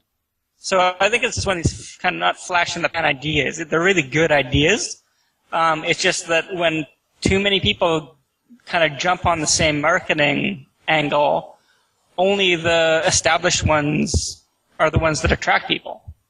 That's just my take on it. Yeah, and it definitely, the Indie Royale, Little Big Bunch, some of the others I can't think the names of. There's like 4 or 5 that I know of now that I've bought from. All the other guys are really Johnny-come-latelys, and they do it slightly different. I think Indie Royale does the beat the average thing. So the average price goes up over time, but then they have this weird, like, if you pay over this threshold, we'll drop the average back down, which I kind of wish they didn't do. I kind of like the whole, like, oh shit, there's no brakes on this motherfucker, you better buy now, because if you wait, the son of a bitch gets up to $50 or something, by the end of the promo. And the mechanic, to me, that mechanic feels weird with it not being for charity, and I don't know why that's the kind of the point at which this all changes for me, but it just feels weird to employ something like that. It's like, well, okay, I understand, you guys as game developers want to get a lot for, you want to get your fair share for what you've made, but I don't see as much vested interest in getting the average up when it's just a profit thing. And the Honey Indie bundle. That sounds horrible. The Humble Indie bundle, right, being the established guys, they have like the highlight games. Like I'm always going to grab theirs, and I've grabbed some of their other ones because Binding of Isaac popped up in the Frozen Byte bundle, and you know I went and I grabbed that. So that's it's attracting the quality titles that have sold well on their own. So I know they're not doing this because we need to make money. They've already had a great commercially successful game, and it's really for them about the charity. And now Humble Bundle seems to be the one of quality. It's going to stick around. But it's definitely these other ones. And so Matthew, would you consider, like, putting, I don't know if you're considering a PC port, but would you consider Orbitron for an indie bundle? Yeah, of course. But there's a lot of factors that come into it. If the game had paid for itself already, and like the company overhead was comfortable, and like money wasn't, like I'm not gonna say money isn't an issue. Money's always an issue no matter what. But it's your comfort level of how much money you have for the work you did, and then how much you're willing to just let go and give to charity, or have people make up their minds of where they want to disperse those funds. Right now, if Microsoft put up a promotion, and I tweeted about this a couple of days ago, half joking but not really, if they did a Fortress Craft or take any of the minor games for 240 points, Orbitron for 240, Volcaeus, isn't Volcaeus 80? Yeah, I think Volcaeus is 80. And another game, another 240 game, Wizorb or something like that, and they made it $8 instead of the $10 that it comes to. You know, that'd be an awesome promotion on the Dash. And then you'd essentially be, the way that it would probably have to work is you'd download an executable that would essentially print out your download codes for each game, and then you just auto-redeem those things. And there might be, if they want to do the charity thing, there'd be like little sliders in the app. That's one thing definitely that shows the difference in age between Xbox and Steam. I mean, Steam is a deal engine. I mean, it really seems like, I don't have any access to the back end of Steam, but it seems like whatever crazy idea you can cook up of like, bundle my game with this game, or this game with this game, or put this 33% off for this time, like, whatever you can cook up, you can do. But because of the way it's so code-based and everything, like, because you don't see this even for the major titles. Like, the best they can do is Major Nelson posts and say, hey, it's Assassin's Creed week, so we've discounted all these individually.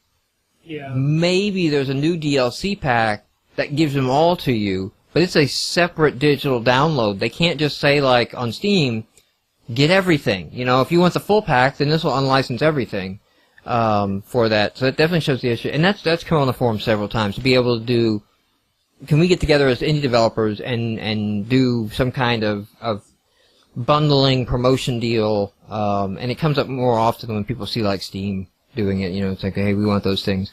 I don't think that changes until we have Xbox next, really. Yeah, the marketplace has to kind of build itself around, well, this is the new thing. Yeah, I mean, that's a new thing. It's a new architecture, new fundamental. I think Microsoft just, like, I mean, when you sit back and you think about what the Xbox interface looked like with blades, and like how digital content was done back then, and understand, like, somewhere there's some damn programmer that is swearing at that damn legacy code. You know, like, that's the bane of his existence, is this, you know, region that was written back in the Blade days that, you know, you just can't go out and rip out because, you know, it's still needed, but, man, it's just horrible. And that was really, like, the early days of DLC on consoles. I mean, you had a little bit on the original Xbox, but not quite like this.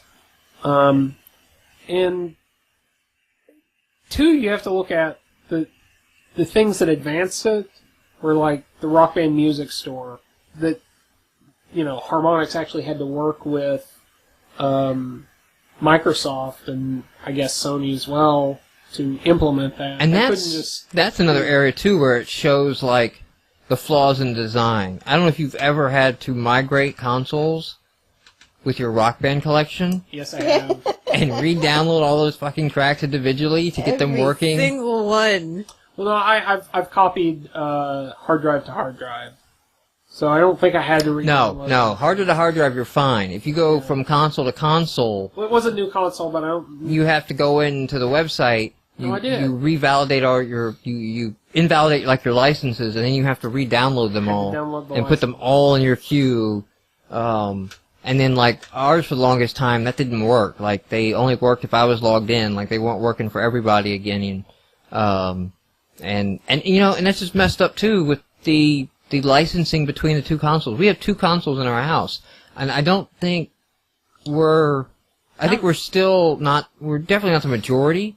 But I don't think we're like a niche anymore. We're just where they want to take it. A growing minority that have multiple Xbox consoles in the household, and it becomes real apparent like how well that doesn't work. Like you can't. Oh wait, you bought that upstairs? Well, crap. That means I can't play it downstairs because you bought it on your live account. And even though we're a family live account, I need your logged in. I can't play it downstairs. But I understand why they did that though. It's all tied to the one profile, and it's to stop piracy and stop people from just taking stuff and sharing a profile and doing all that sort of business. I'm amazed that the system works as well as it does, given that it came out in 2005 and this code was this infrastructure of the store was probably 2004, late 2004 that they were working on it. They never expected this console to ever be this deep in terms of digital downloads. And I don't think they ever intended this console to last as long as it has. So to me, it's crazy. It's a bit not. I wouldn't call it broken. But it's not flexible as much as it should be anymore. But considering the legacy of the machine, they're doing an impeccable job of keeping it as convenient as they can. It's and what I was talking about with like the two consoles is that I buy the game or my wife buys the game. We're on a family plan, and my account is designated as the primary, because she can't actually buy tokens anymore. No. When we did that. I have a credit card attached to it, and I can't buy fucking points. What the fuck, Microsoft? And it has to be done by the primary account, and I have to transfer points to the secondary accounts. So it's like, okay, guys, come on. Like, now that we've purchased this, and you know we're like a family unit, and you can only have 4 accounts in the family unit, like...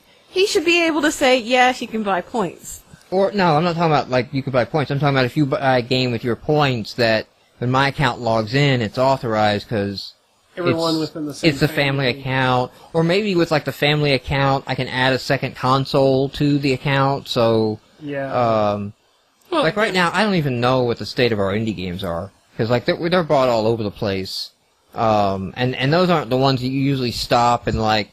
Okay, wait a minute. Are we on the right console to buy this? Like, when you're doing, like, some Mass Effect DLC, or Dragon, Age or something like that, like, it's like, alright, wait a minute. Is that on the right console? Because that's where all of our saves are. Yeah. We don't want to, like, have to, like, change consoles to play DLC. And I'm on their rewards thing, and somehow, I think I still can't find how to change what console it's looking at. So that I can download whatever it is, rewards. Because sometimes it'll say, oh, you get this reward for free because Bungie paid us a shit ton of money to give this to you.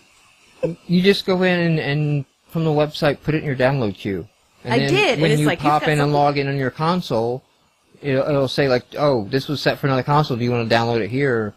And you say yes, and that usually permanently flips it for me. And then it'll stick on that console until I go to another console and say, I want to... that I got that option. So I haven't had a problem with that. As far as the first time I think I ever experienced any of this was when I bought Carcassonne on Live Arcade, and my wife, for whatever reason, she couldn't run it without me being logged in. Like she only had access to the trial. I can't remember what the circumstance was. If I bought it on a different console and she was trying to run it on another one. But yeah, I was like, oh, that's weird. But that's a complete anti-piracy measure more than it is anything else. And I'm just wondering, like in dorms, in colleges and universities, if anyone's trying to abuse the whole family thing to get as many games. Probably. Oh, well, definitely. Like people abuse the Amazon Prime in those situations too. Right. You can have like family members on Prime, so if like one guy gets Prime and then sells it out back to his college roommates and everything, with that. So it would be at some point, and that's why I was saying like maybe like you can with a family account unlock a second console or something. Yeah, there's and limited then number yeah, or to figure like something out though. But and I think they're going to have to though. The further they go down this route of we want to be this everything box, we want to do all the TV and everything. Well, if you want me to start replacing the Rokus, if you really want a gun for the Roku boxes that do that's what we do in this house, then, I can't deal with this like, oh, well, it can play back on this Roku, but not that Roku, because it doesn't work that way on the Roku. Netflix is on all of them, Amazon's on all of them. Well, and on Netflix, what you're doing is you're activating devices with your... Well, Netflix is a little bitch because Netflix keeps, like, making me reactivate because it's like, oh, you're not activated on this console. And it's like, I have in the past, but I went downstairs or something. I'm constantly having to reauthorize Netflix. That's weird. I've got that on our Blu-ray player... No. Between the Xbox consoles. This is only Netflix on Xbox. So, like, logging in and running my account else places, like, sometimes I just say, screw it, I log in her account on Netflix. Because it doesn't do this to my Well, account. you don't ever log in and watch Netflix on the other Xbox. I used to. When it was still plugged in over here, I did it upstairs and I did it downstairs. And it didn't bother me. Alright, we need to get into the new releases, because we've gone on quite a while. Yes. We're gonna rip through these a little quick. The first one, Game Score Tracker.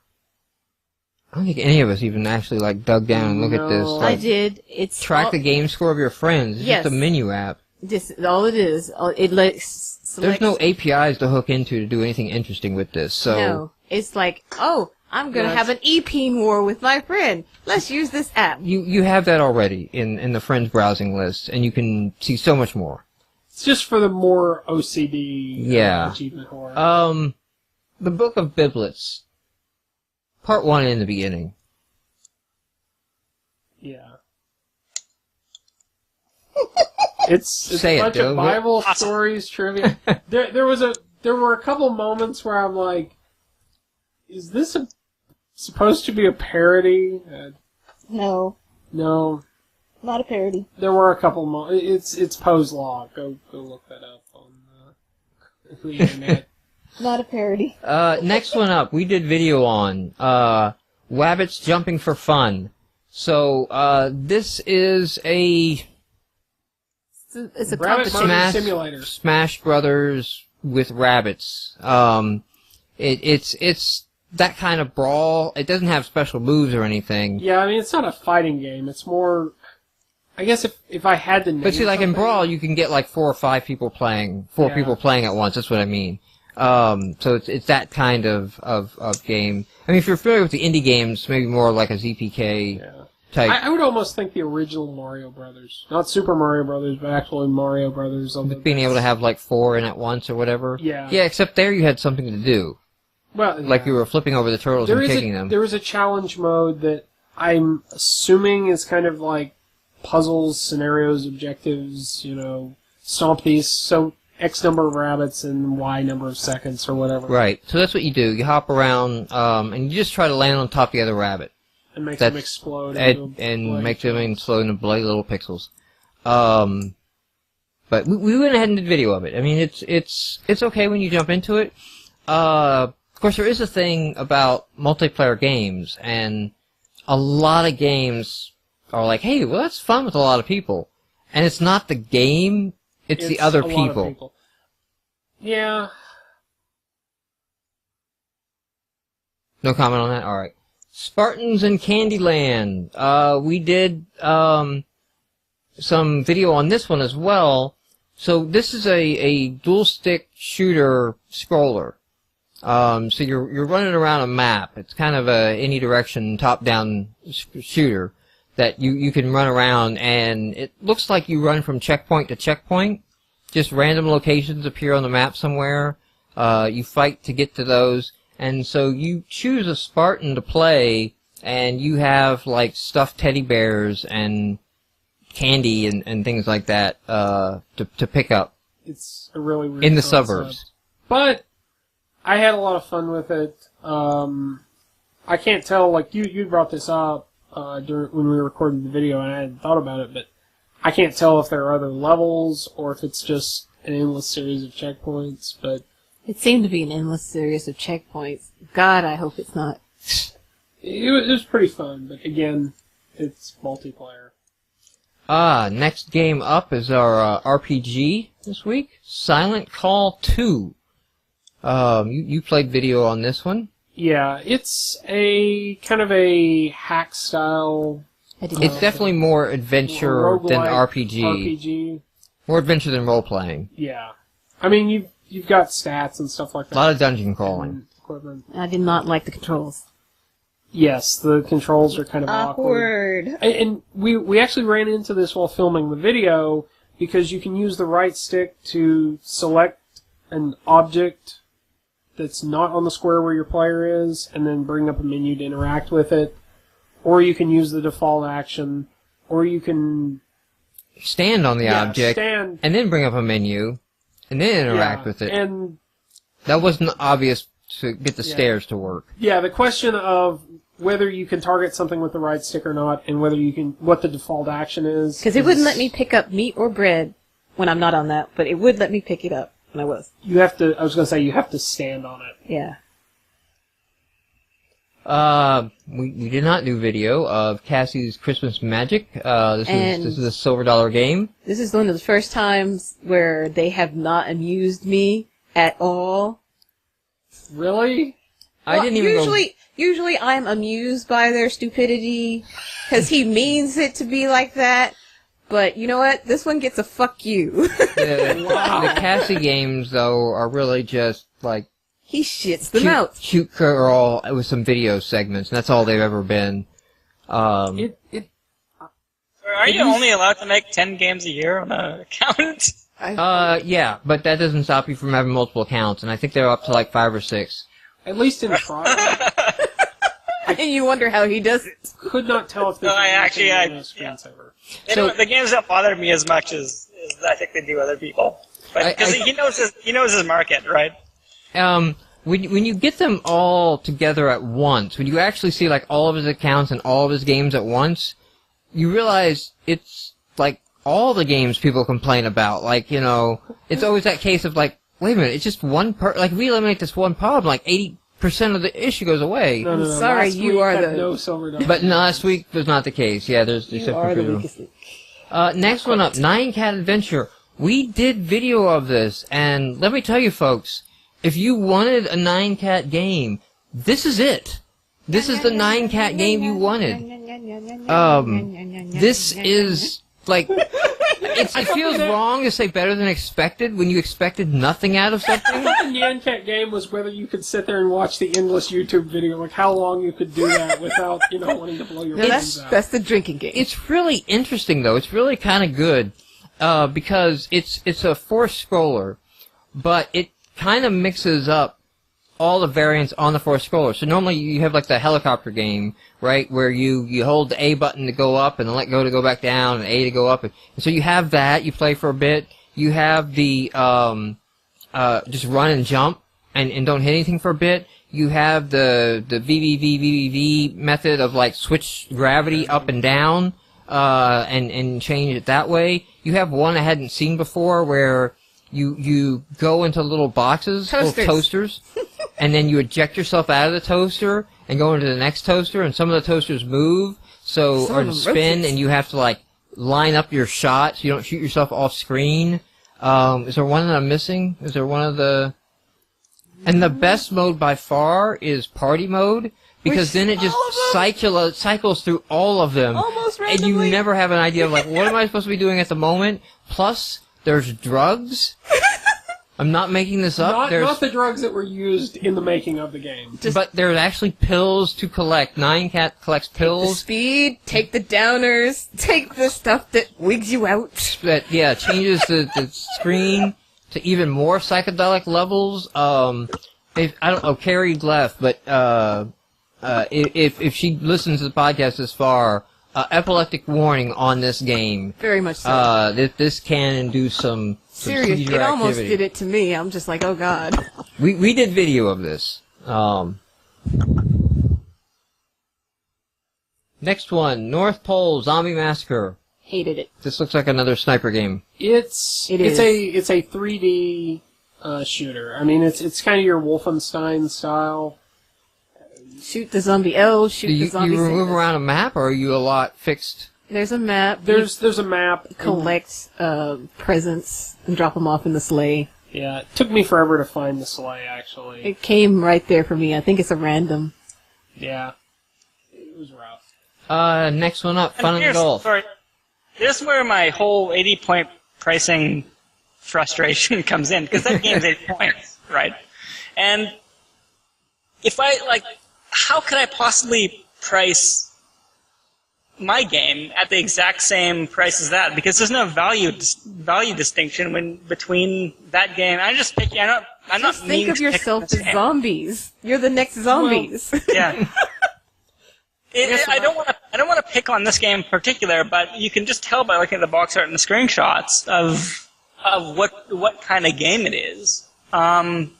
And this is 80 points. A Radiant game shooter is 80 points.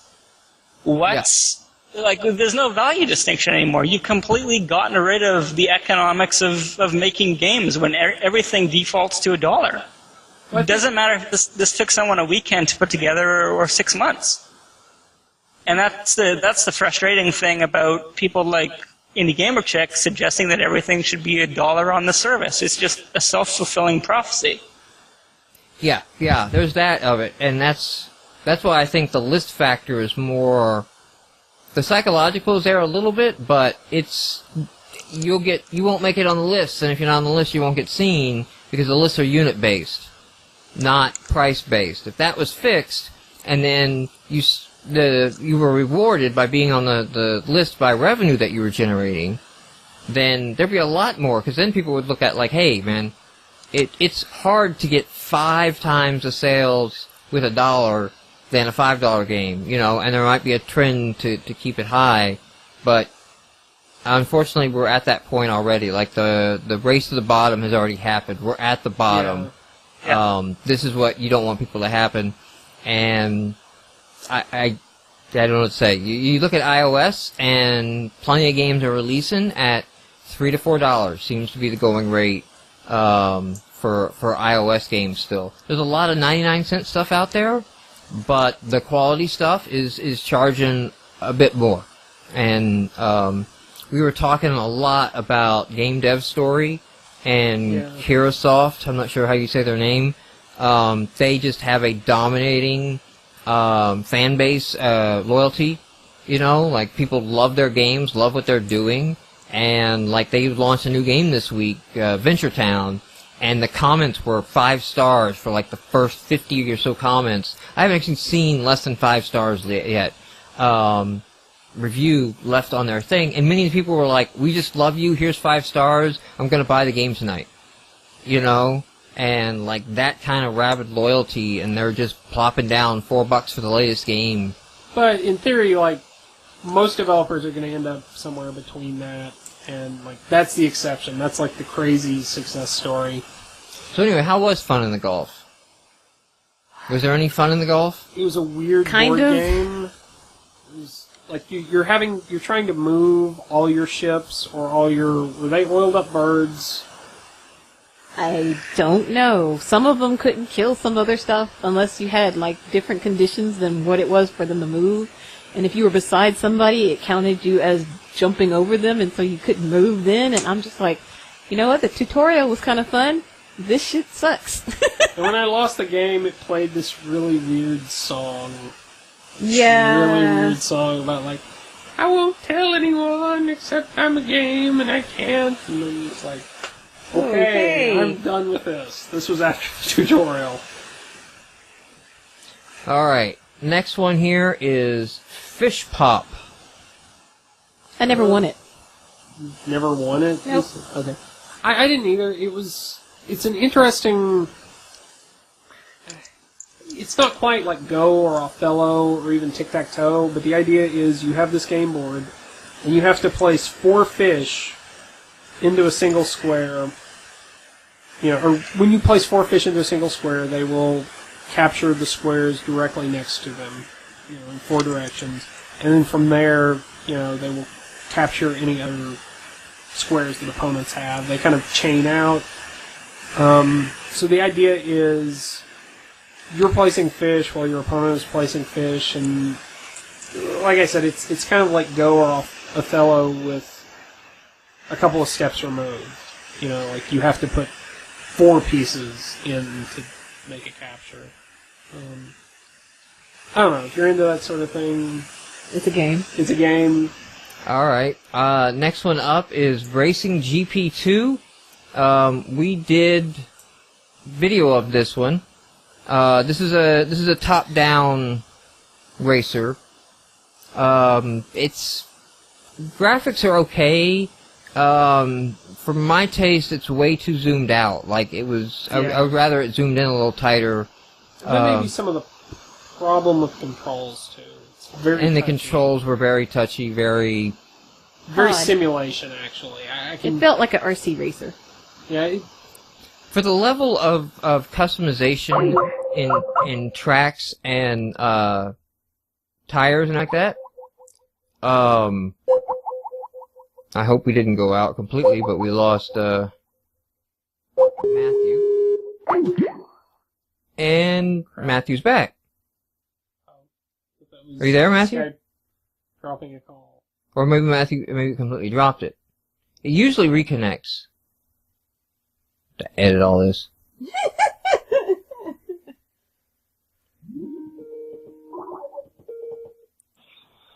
And Hello? now we have Matthew back. Okay. So my iPhone's ringing because your call. Oh. yeah, that's what I was saying. Skype tries to auto-dial back, Yeah. and so it makes things worse sometimes when the connection drops. Yeah. So Racing GP2, I was saying that it for the amount of settings it has and how you simulate in car tires and all of that, I was really kind of shocked that it was a top-down racer, and the kind that the camera doesn't follow the facing the direction of the car, like you're not constantly behind the car. I was expecting more to have like a cockpit view or something. That's what the simulation set up for. Like it felt like, hey, this is gonna be a cockpit view or something like that, but it wasn't that. But we did video of it, so we got that coming next week. Last one up is our Is it other as good as Cassie. Sprint? I'm sorry? Is it as good as Super Sprint? Super Sprint. I don't know that I don't know if I played that. unless we've done a trial of it and we can. That's the only thing I can. Very viable. Very viable. Yeah, you've never played Super Sprint? No, the game that I harken these back to is RC Pro-Am from the NES era. Yeah, that's another one in the era. And that it just doesn't. It's not nearly as tight on the controls as RC Pro-Am was. So I would much rather like an RC Pro-Am. Anybody out there is listening. If you want to do a racing game, which I don't think does too well right now, but if you do want to do a racing game, RC Pro-Am, you could do worse. Well, racing games, there have been some good ones, but none of. I think that's always what you've compared them And to. come on, you have the opportunity to spell out your studio name in tiles. It's marketing. It's marketing. It's crazy. Last one up here is Cassie's Animal Sounds. And what is this $silver Cassie game? So. What is Cassie doing on video? No. And you have to figure out what animal she's imitating out of the list. Yeah. So it's another variation of just watch the Horrid. video and answer from the list of options. He did which give is a all disclaimer of, hopefully this won't make you more stupid from watching it. That did give me a laugh right there. I did not like his upsell, but the lawyer speak was amusing. Who is Cassie and why does she have 2 games? I don't know. this Maybe week? he's boning her. that wraps up our new releases for the week. Game of the week. Retrospect, I should have left that question in my head. You know, if there was a snowball's chance of hell of him coming on the show, that's gone now. Oh. Have to be nice to people. And not come You know, and I would like him to come on, because, I mean, we're not going, it's not ambush or anything like that, or how dare you. He's posted several blogs and posts over the years of defending or pointing out other things, and has some really well-reasoned posts.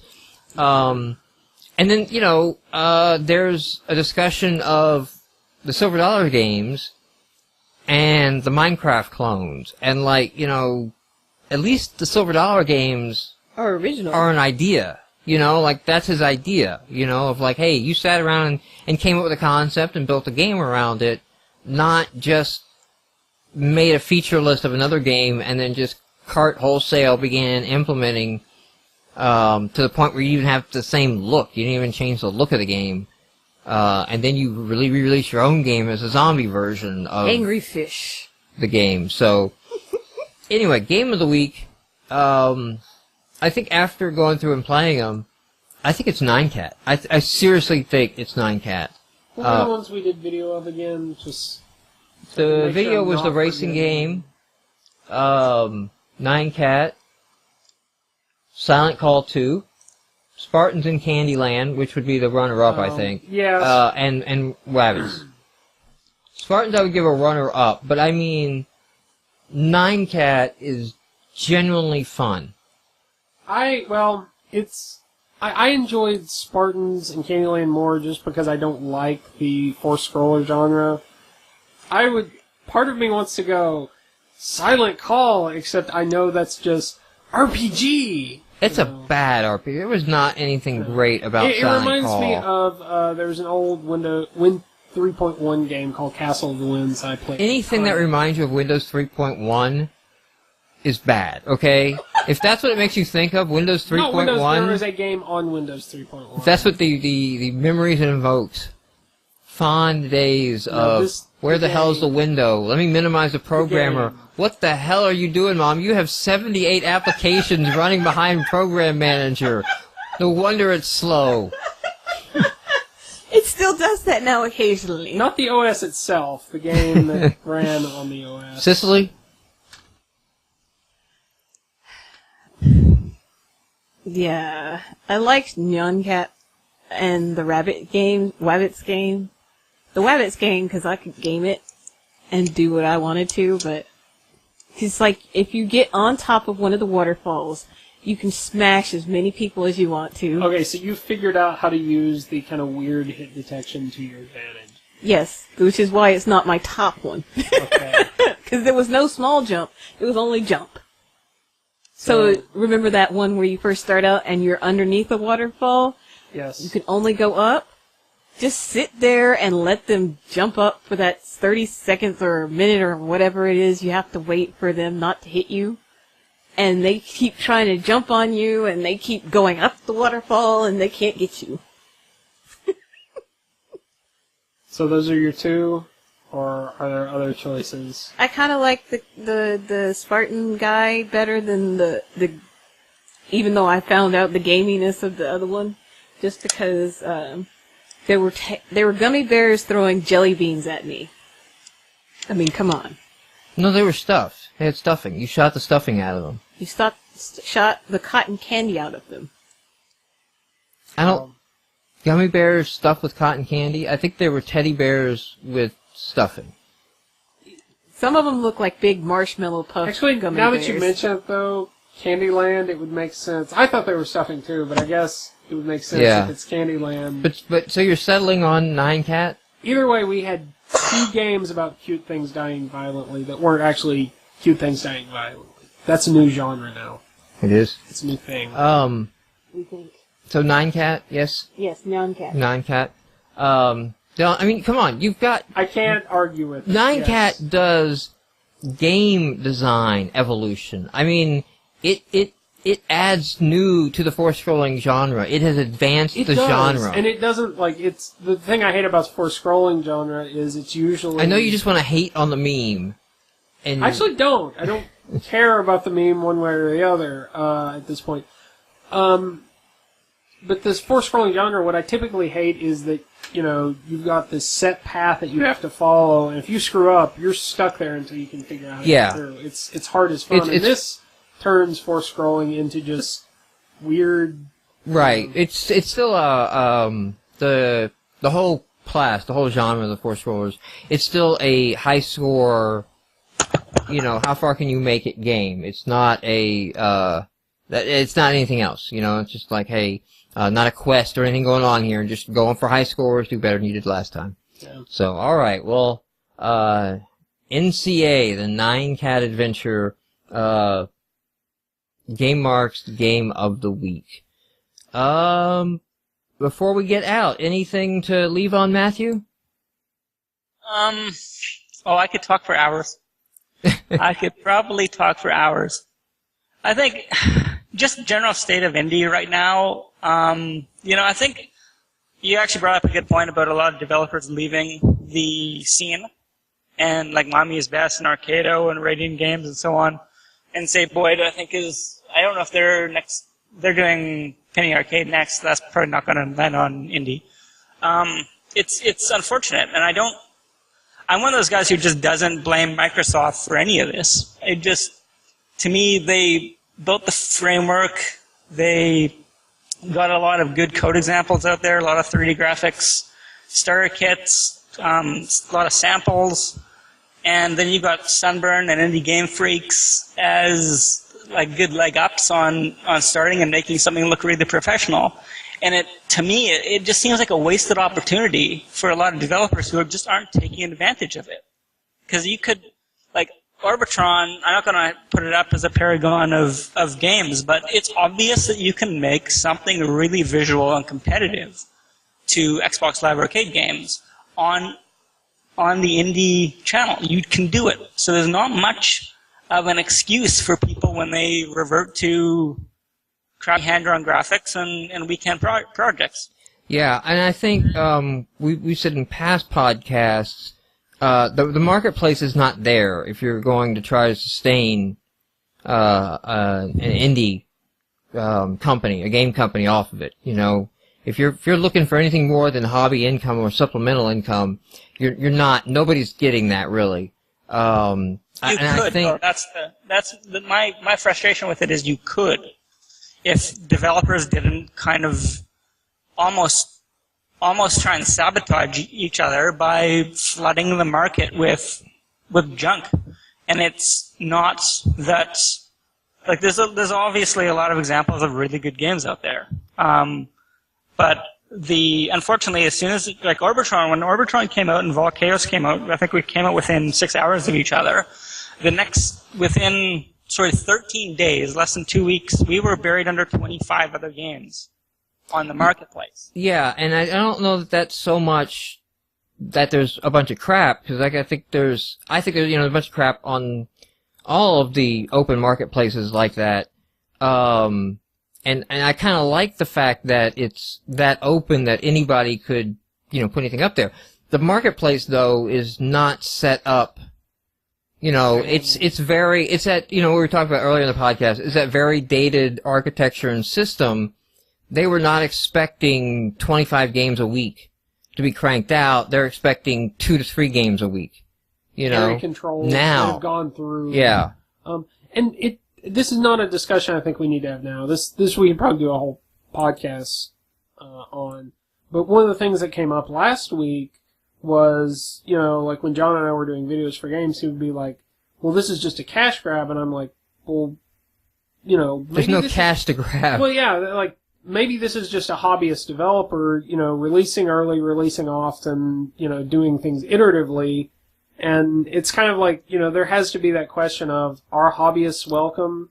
It's not necessarily a bad thing if they aren't. Because, it gave us, so we mentioned Z-Boyd. Yeah. And Robert, Boyd, of Z-Boyd Games and Breath of Death and Cthulhu, and, these are all like great. go look at his first titles. Yeah. Go download Epiphany in Space and Mauling the Wearer's Vampire. In fact, I think he's deleted these off of his website. Like, I don't know if they're on the service still, but I think when you go on the site and you look at his resume of games, like, those aren't there anymore. And, you know, there's a lot to learn in going through the process.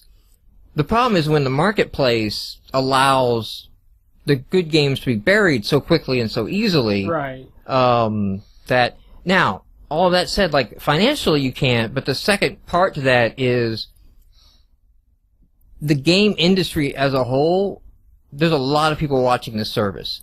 And these guys have had, you know, you have a solid thing that you can point to and say, look, we shipped this, here it is on there.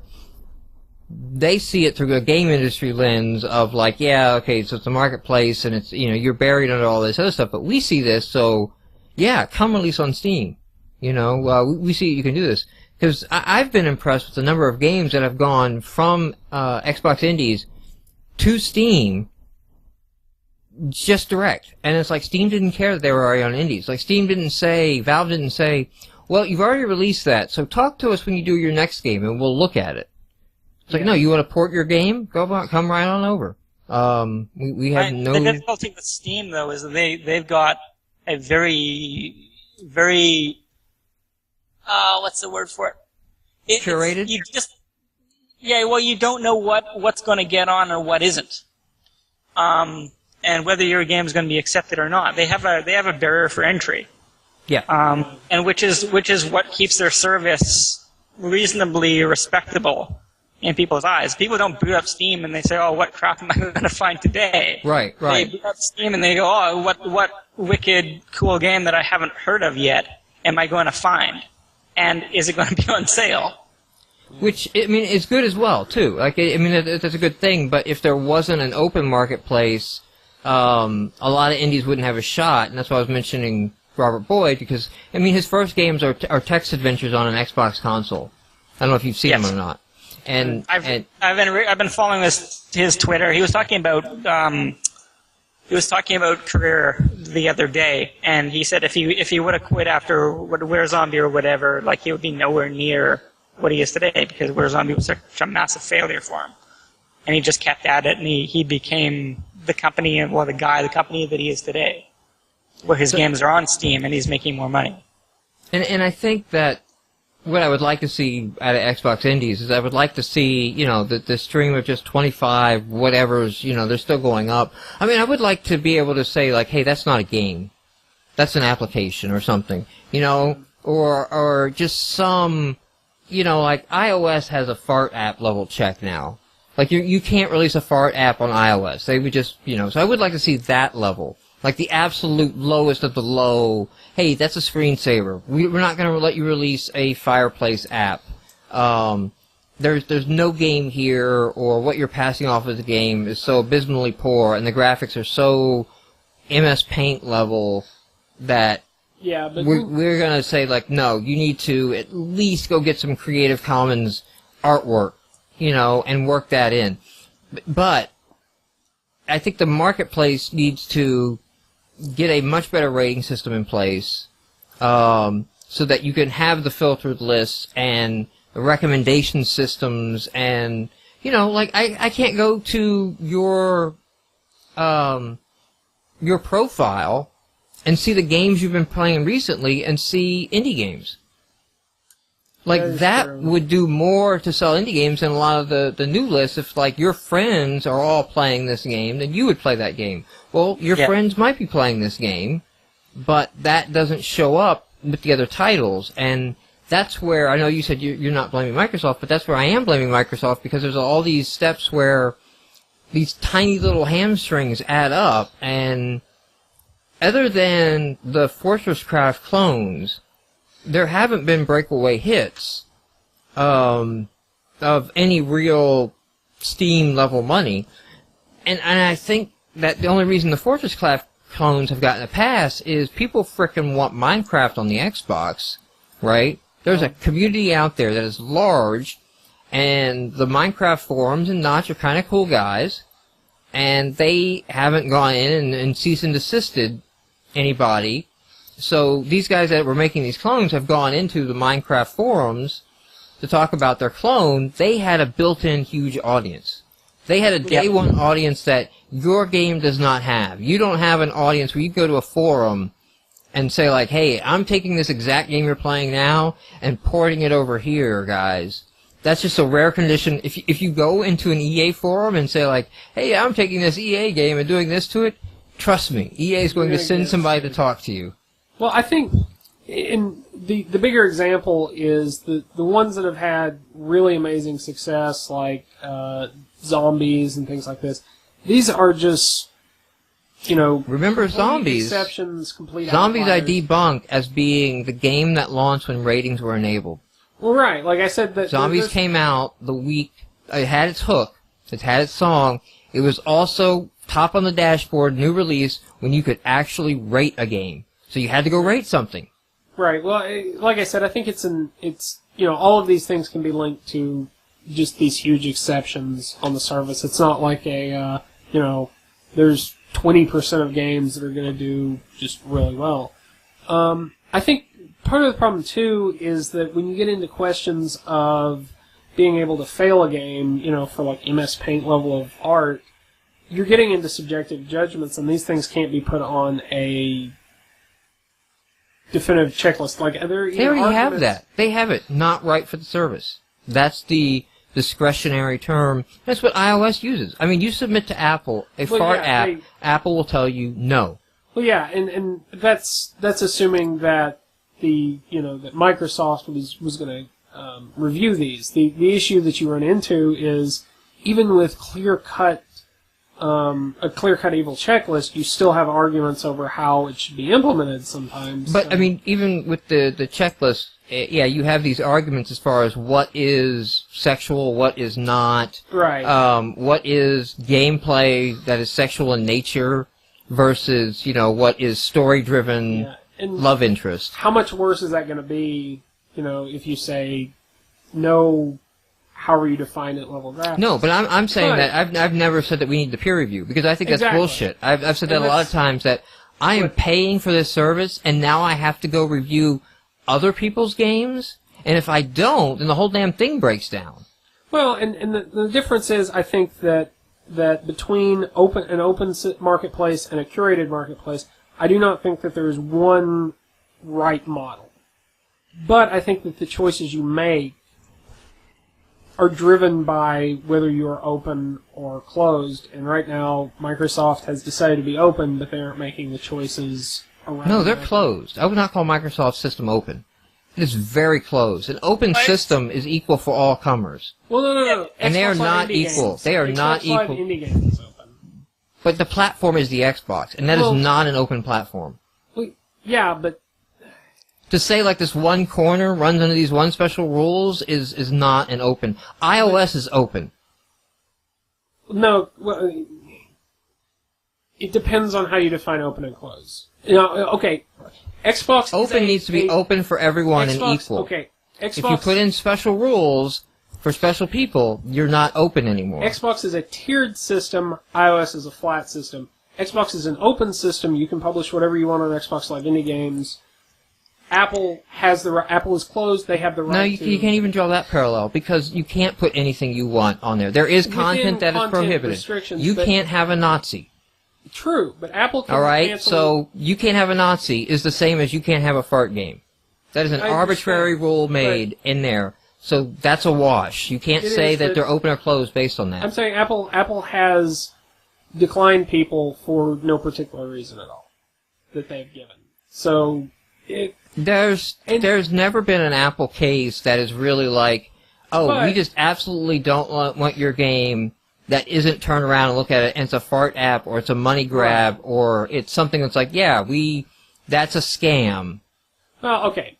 Good point. Okay, Steam may be the better example, like curated system versus an open system like Xbox Live Indie Games. Well, that's what I'm saying. Xbox Live Indie Games is not open. Steam is not open. Well, no. Xbox Live Indie Games is open. It's tiered. The platform is Xbox. Well, there are people who get features you don't. Okay, Xbox so you can't, is not open. You can't divide Xbox it. Live Indie Games. You can't divide it up. and say, like, this one area over here is open, the rest of it is not open. It's like, no, the platform is not open. The Xbox platform is not an open platform. I fully understand what you're getting at there. Yeah. The indie game side of it is pretty open, and anyone really could make or can make a game on it, assuming it gets through peer review. It doesn't matter if it took them an hour to do it, or however long it took them to do it, or what kind of graphics they have versus anything else. It's completely. It really is open to anybody with the developer's license or the yearly pass or whatever, the membership, to make a game on it. So it's incredibly democratic in that respect. I think really none of that even really matters. What matters to me is that, or to a lot of developers, is yes, if Microsoft put a little bit more effort into it by aggregating games on quality and from gross revenue, and did a little bit more effort in picking some really, really good examples of games on there and spotlighting them in the Dash, it wouldn't be just the developers that would benefit from it. It would be Microsoft that would benefit from it, because they would sell more copies and therefore they would get more of their 30% cut of revenue. And they would also attract and keep the quality developers, which would drown out the crap developers. But when you run off the quality developers, you're just left with the crap. So that's why I don't look at the state of it's in. It's like, I think I said this to you before. Don't shoot a man off at the knees and then bitch because he doesn't run the race fast. You know, right? It's like that you're gonna, this is the way you treat it, then the only thing that survives in the dark is the cockroaches, and that's what we're going to have more than anything else. It is a great launching platform for you to point back to the games industry and tell Steam, tell Valve, look at my Xbox thing, what I did. I think Microsoft has too much invested in their partners to upset them, and to allow an indie game to make as much money as a publisher's title.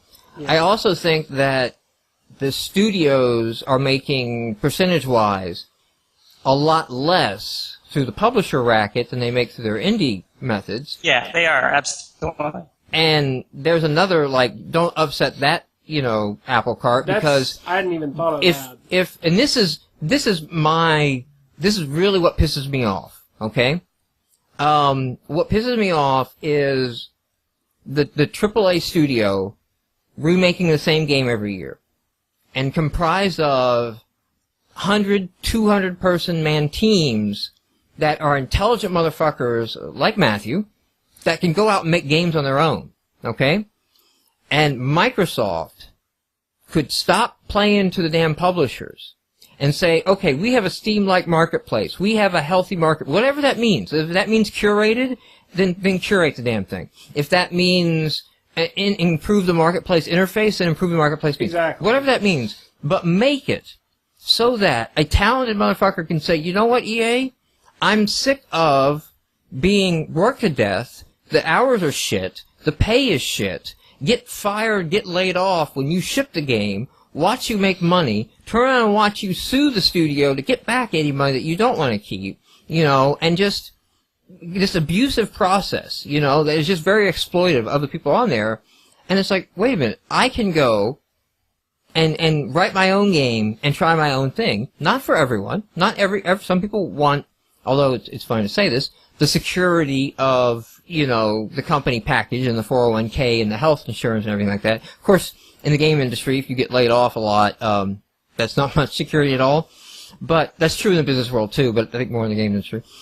You have different cycles. But you could let these guys go out and build on their own and have this great rich tapestry of small independent studios. They don't need to make $3 million on a game. They don't need to make multi-million-dollar budgets. They can make a game for $5 grand, $10 grand, $20 grand. They can make a game and they can bring back $200,000, $300,000, $400,000 on a game. And that model totally works for an indie studio. And we could have a lot more indie studios. And so, yeah, you can, if you're smart, you can easily budget out a very, very good looking game, Xbox Live Arcade size product, for probably about less than $100,000 if you like to really go at it with a bunch of people. Yeah, and so it pisses me off that we have to wait a couple more years, 5 more years for that system's going to come. Okay, digital the is thing here. is, in a way, this system, it's weird the way it works. But like Zayboyd, those guys, yeah, they're not on the indie marketplace anymore. But it's not like they shut down shop and went to work in a donut store. They got noticed by people who saw their games, enjoyed their games, Yeah, and they're going to do the next Penny Arcade game, which is awesome. Really. And essentially, Radiant Games did the same thing with Chilingo and putting Super Crossfire on phones. And Mommy's Best got the whole Serious Sam deal, and so on and so forth. And Arcado has gone on to do what they're doing. And even Arcado said they essentially broke even on their 30 games or what have you that they did in their series. And people noticed that. They noticed that they could make a game in a month that looked really good, that was functional and not amateurish. And, in the game industry, in the Hollywood movie industry, if you can do something for cheap that looks really good and is absolutely competent, typically you get picked up by somebody better and given more resources to make your next project. And so, in a way, it's not. To me, it's not like they've left the indie game market. It's just that they've been elevated to someplace else. Yeah, that's what I was saying earlier. When it's a good showcase, it gets you other places. Yeah. But so my frustration is that Microsoft could, they could with this service rapidly change the game. They could actually democratize gaming distribution, and it's like, okay, you're going to stand on the merits of your game now, not the merits of your smooshing a publisher contract. And the AAA industry is going to have to grow the fuck up. And they're going to have to realize, like, look, man, if we don't treat the developers better, especially the good ones, we're going to lose them, We need to have... And there's still going to be a market for Modern Warfare. That's not going anywhere. Yeah. And there's things that indies will never reach. MMOs and things like that are still going to happen. But if, like, the work industries are crap, and it's like, well, man, I just love to make games. I can go do this. I don't need what you're offering. And then last, as a gamer, right? Like, the idea of... One of the reasons that I'm so addicted to all the bundles is just getting a whole bunch of awesome little indie games that are all doing wild and crazy shit, Like, they're out there experimenting and doing new things that may or may not work. The risk is a lot less for them. They're not putting 4 years behind a project to see if it works. That's why the AAA studios are so big on reusing their content IP, because they have a built-in audience now. So this concept worked. Now let's do it again, and let's do it again, and let's do it again, so that it's a safe bet. And coming up and saying, like, okay, I have a brand new idea for something that's not been done out there, is like, well, that's a risk we can't take. An indie studio can take that idea. It's very similar to the way, like, businesses work. Like, small businesses innovate, I've come from a lot of different... Well, I've worked at not a lot of different companies, but I've worked on a lot of projects at a few different companies. And sometimes the reason why companies like EA suggest, for like Mirror's Edge, for instance, they say, oh, that didn't live up to our expectations, sales-wise, is not because Mirror's Edge didn't make its budget back. It's because it had to make the budget back of 3 other games that were in production for 3 years that they can't. Yeah. And it's kind of unfair to lump that responsibility onto one game or onto Dead Space and Mirror's Edge at the same time. And there's the amount of waste that a big company has when they're trying to do AAA development is insane. You wouldn't believe how many times games are made over and over and over again, unless you've had the luxury of the experience yourself.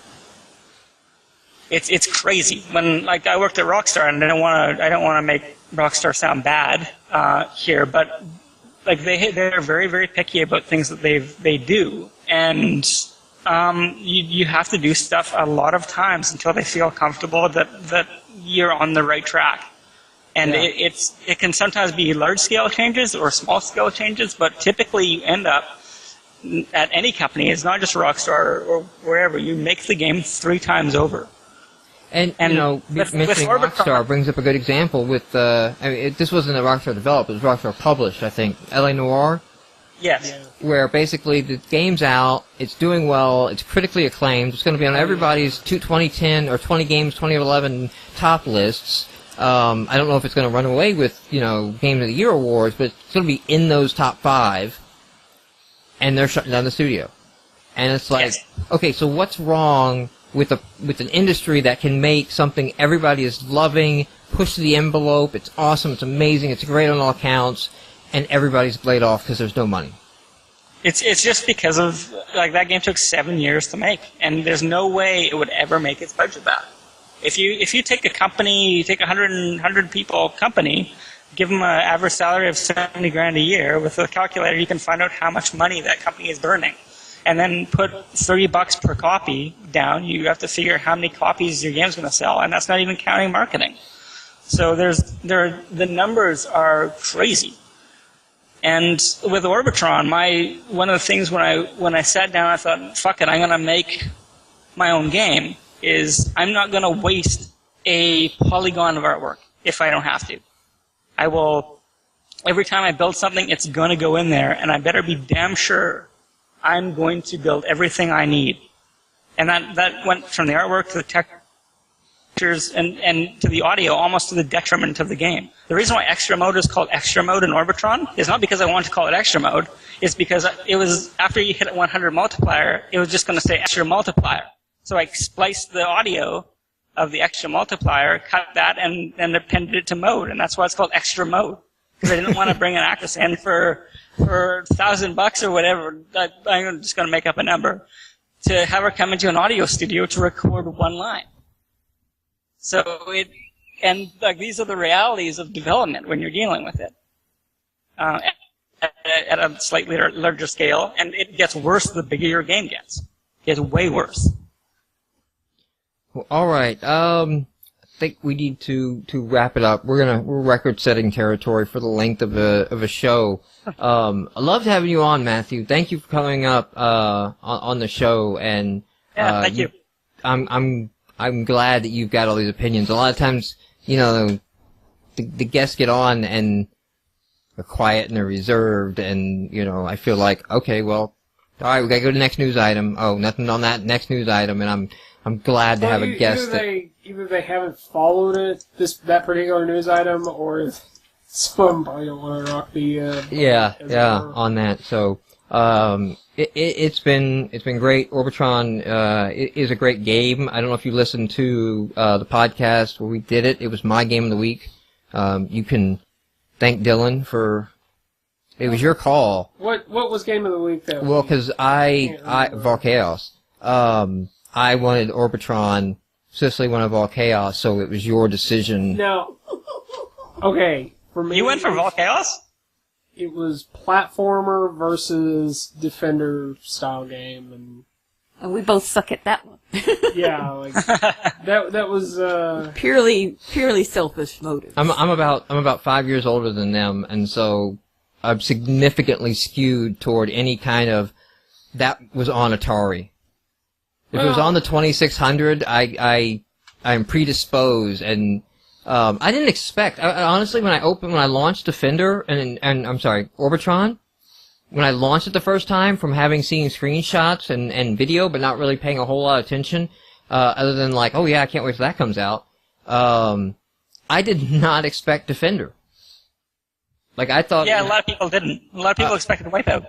But, but when I launched it and I realized this is Defender, I can move back and forth both ways. I have long bullets. I have a mini-map. Holy shit, this is Defender. Like, it's here. Like, the only thing I didn't have to do was pick somebody up and make them land. You know? And, like, set the people back on the ground. Because there was no ground, because it was in space. But, like, that's the only thing from Defender I was like, that wasn't recreated and updated. I'm just not familiar with Defender. Like, I know other Atari games. For some reason, it's like Nintendo. There are a lot of the classic games that somehow I missed. Somehow, yeah. I played around them. Because that would definitely be in my Atari, like, okay, you must play Missile Command, you must play Defender, you must play Pac-Man, you must play Adventure, like these are the 2600 you must play. Yeah. But then again, I did like ET, so take that for what it's worth. I also played a lot of ET. In general, when you have a game with a character, it works a bit better. Yeah. So, okay, thank you, everyone for listening to the show. Thank you for Matt coming on. Yep. We will be back, and discuss more indie game stuff in a week.